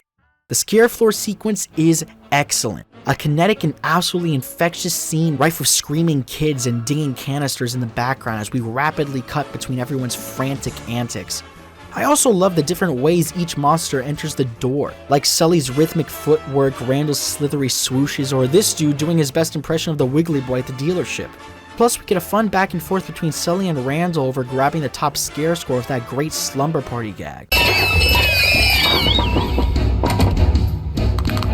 Slumber party. Never mind. And of course, Randy Newman's score infuses some fantastic big band vibrancy to everything, showing once again why I vastly prefer him as a composer and songwriter than as a lead vocalist spouting out tunes like "Was a bug, little bug." But throughout the scene, we start getting breadcrumbs of an underlying issue in the monster world: the ongoing scream shortage. Scream canisters not filling up, kids walking up to monsters in intrigue rather than running away in fear, doors being put out of commission, and scream quotas only rarely ever being fulfilled. Everything is pointing towards things going downhill and fast. And yeah, it's a nice plot point, something that, spoiler warning for a 23-year-old blockbuster here, go to this time to skip, hypothetically makes Waternoose desperate enough to resort to using the scream extractor later in the film. But with that being said, how come we never actually get to see any effects of the scream shortage on the good creatures of Monstropolis? All throughout the film, we're given verbal nods to the shortage, like when Sully insists on walking to work instead of driving, but actual everyday consequences are non-existent. We don't see cars stall out, we don't see lights flickering or appliances shutting down, no layoffs at the company, nothing. It's all lip service. Which really sucks, because if you're going to give us a story where the main antagonist is so desperate that he's willing to allow children to be used as fleshy screen batteries and justify it with lines like these? I have no choice. Times have changed. Scaring isn't enough anymore. I'll kidnap 1,000 children before I let this company die. The energy crisis will only get worse because of you. Then we need to see what Waternoose is trying to prevent with these measures. How great would it have been if Randall was using the Scream Extractor not only to one-up Sully in the eyes of his boss, but also to be recognized as a hero for solving the Scream shortage issue. That way, after seeing the adverse effects of the Scream shortage, knowing how big the positive reaction would be to solving it, and learning that his best scarer in Sully is liable to expose him, the idea of Water News working alongside Randall would make a lot more sense. Hell, you could even write in a scene where Randall pitches all of this to Water News himself. This should have been a far more fleshed out B-plot to support the emotional core of the film, Boo and Sully's relationship. Theirs is a tender connection that's equal parts hapless dude stumbling into fatherhood and child meets beast angle. On one hand, you'll have Sully struggling to figure out how to take care of Boo, gradually falling head over heels for her and treating us to some sweet moments of protective affection. And on the other, you've got these great scenes where they struggle to communicate, like when Sully's putting Boo to sleep or Mike's attempts to make her laugh so she stops crying. It's a classic two idiots and a baby scenario that works really well, and a lot of it is due to the way Boo herself is handled. Boo is an actual toddler, not some generic movie approximation of one. Cute, energetic, curious, impulsive, but while in other films this sort of little tyke can become an absolute stock-voiced uncanny terror, everything from her voice to her springy short-legged run solidifies Boo as someone to be protected instead of punted. Kick the baby! Don't kick the goddamn baby. You gotta appreciate when these types of characters are done well, because they rarely are, and the way they wrap things up with that final shot is just beautiful. So all in all, Monsters Inc. is a solid film. It starts and ends with a bang and even manages to contain some of Pixar's best scenes in my opinion, but I'd be lying if I didn't say it drags a bit in the middle as Mike and Sully play a game of hide and seek with Randall and the CDA inside the company building. I can't help but feel that we could have used this time to better set up our villains and capitalize on a more properly established B-plot. But even then, it's a film full of mesmerizing animation, big laughs, and hearts that deserves your attention, and maybe even this year's Oscar. And so, after covering the 5 nominees, the time has come to reveal my retrospective winner for the 2001 Best Animated Feature Film Oscar. And the winner is... Spirited Away. Yeah, a lot of you probably could have seen this coming, and why not? Spirited Away is one of those films, the sort of movie that stands not only as a paragon of excellence, but also as a touchstone in history. Anime gateway drug, Japanese box office buster, the pinnacle of a master's career, and lone 2D winner of Best Animated Feature for over 20 years until Miyazaki did it again in 2023 with The Boy and the Heron. No matter how you slice it, Spirited Away is a worthy winner then, and it's a worthy winner now. Looking at my final rankings for the year, 2 things stick out. One is that although CG movies did big business at the box office, 2D films still outnumbered them here by a factor of 3-1. Sure, the groundwork was being set for future CG dominance with companies like Square and Nickelodeon throwing their hat into the ring, but we really wouldn't witness a total sea change in the industry until around 2005. The other thing that sticks out is how strong of a year this was for anime. 5 out of my top 10 and all of my top 3 spots ended up being anime films, which likely won't always be the case, but you gotta give it up to Japan for this year's crop. And with that being said, we've reached the end of our year in review for animated films in 2001. It was the start of a new era in the animation industry, with seeds for wide-scale change being planted for the future, and a couple of great films released in the present. Looking ahead to 2002, I'm excited to see how my final rankings end up turning out. Now that Spirited Away, the original Oscar winner in 2002, is no longer in the running, that top spot is now completely up for grabs. Only time will tell as to which film will end up taking that crown. So until then, thanks for watching.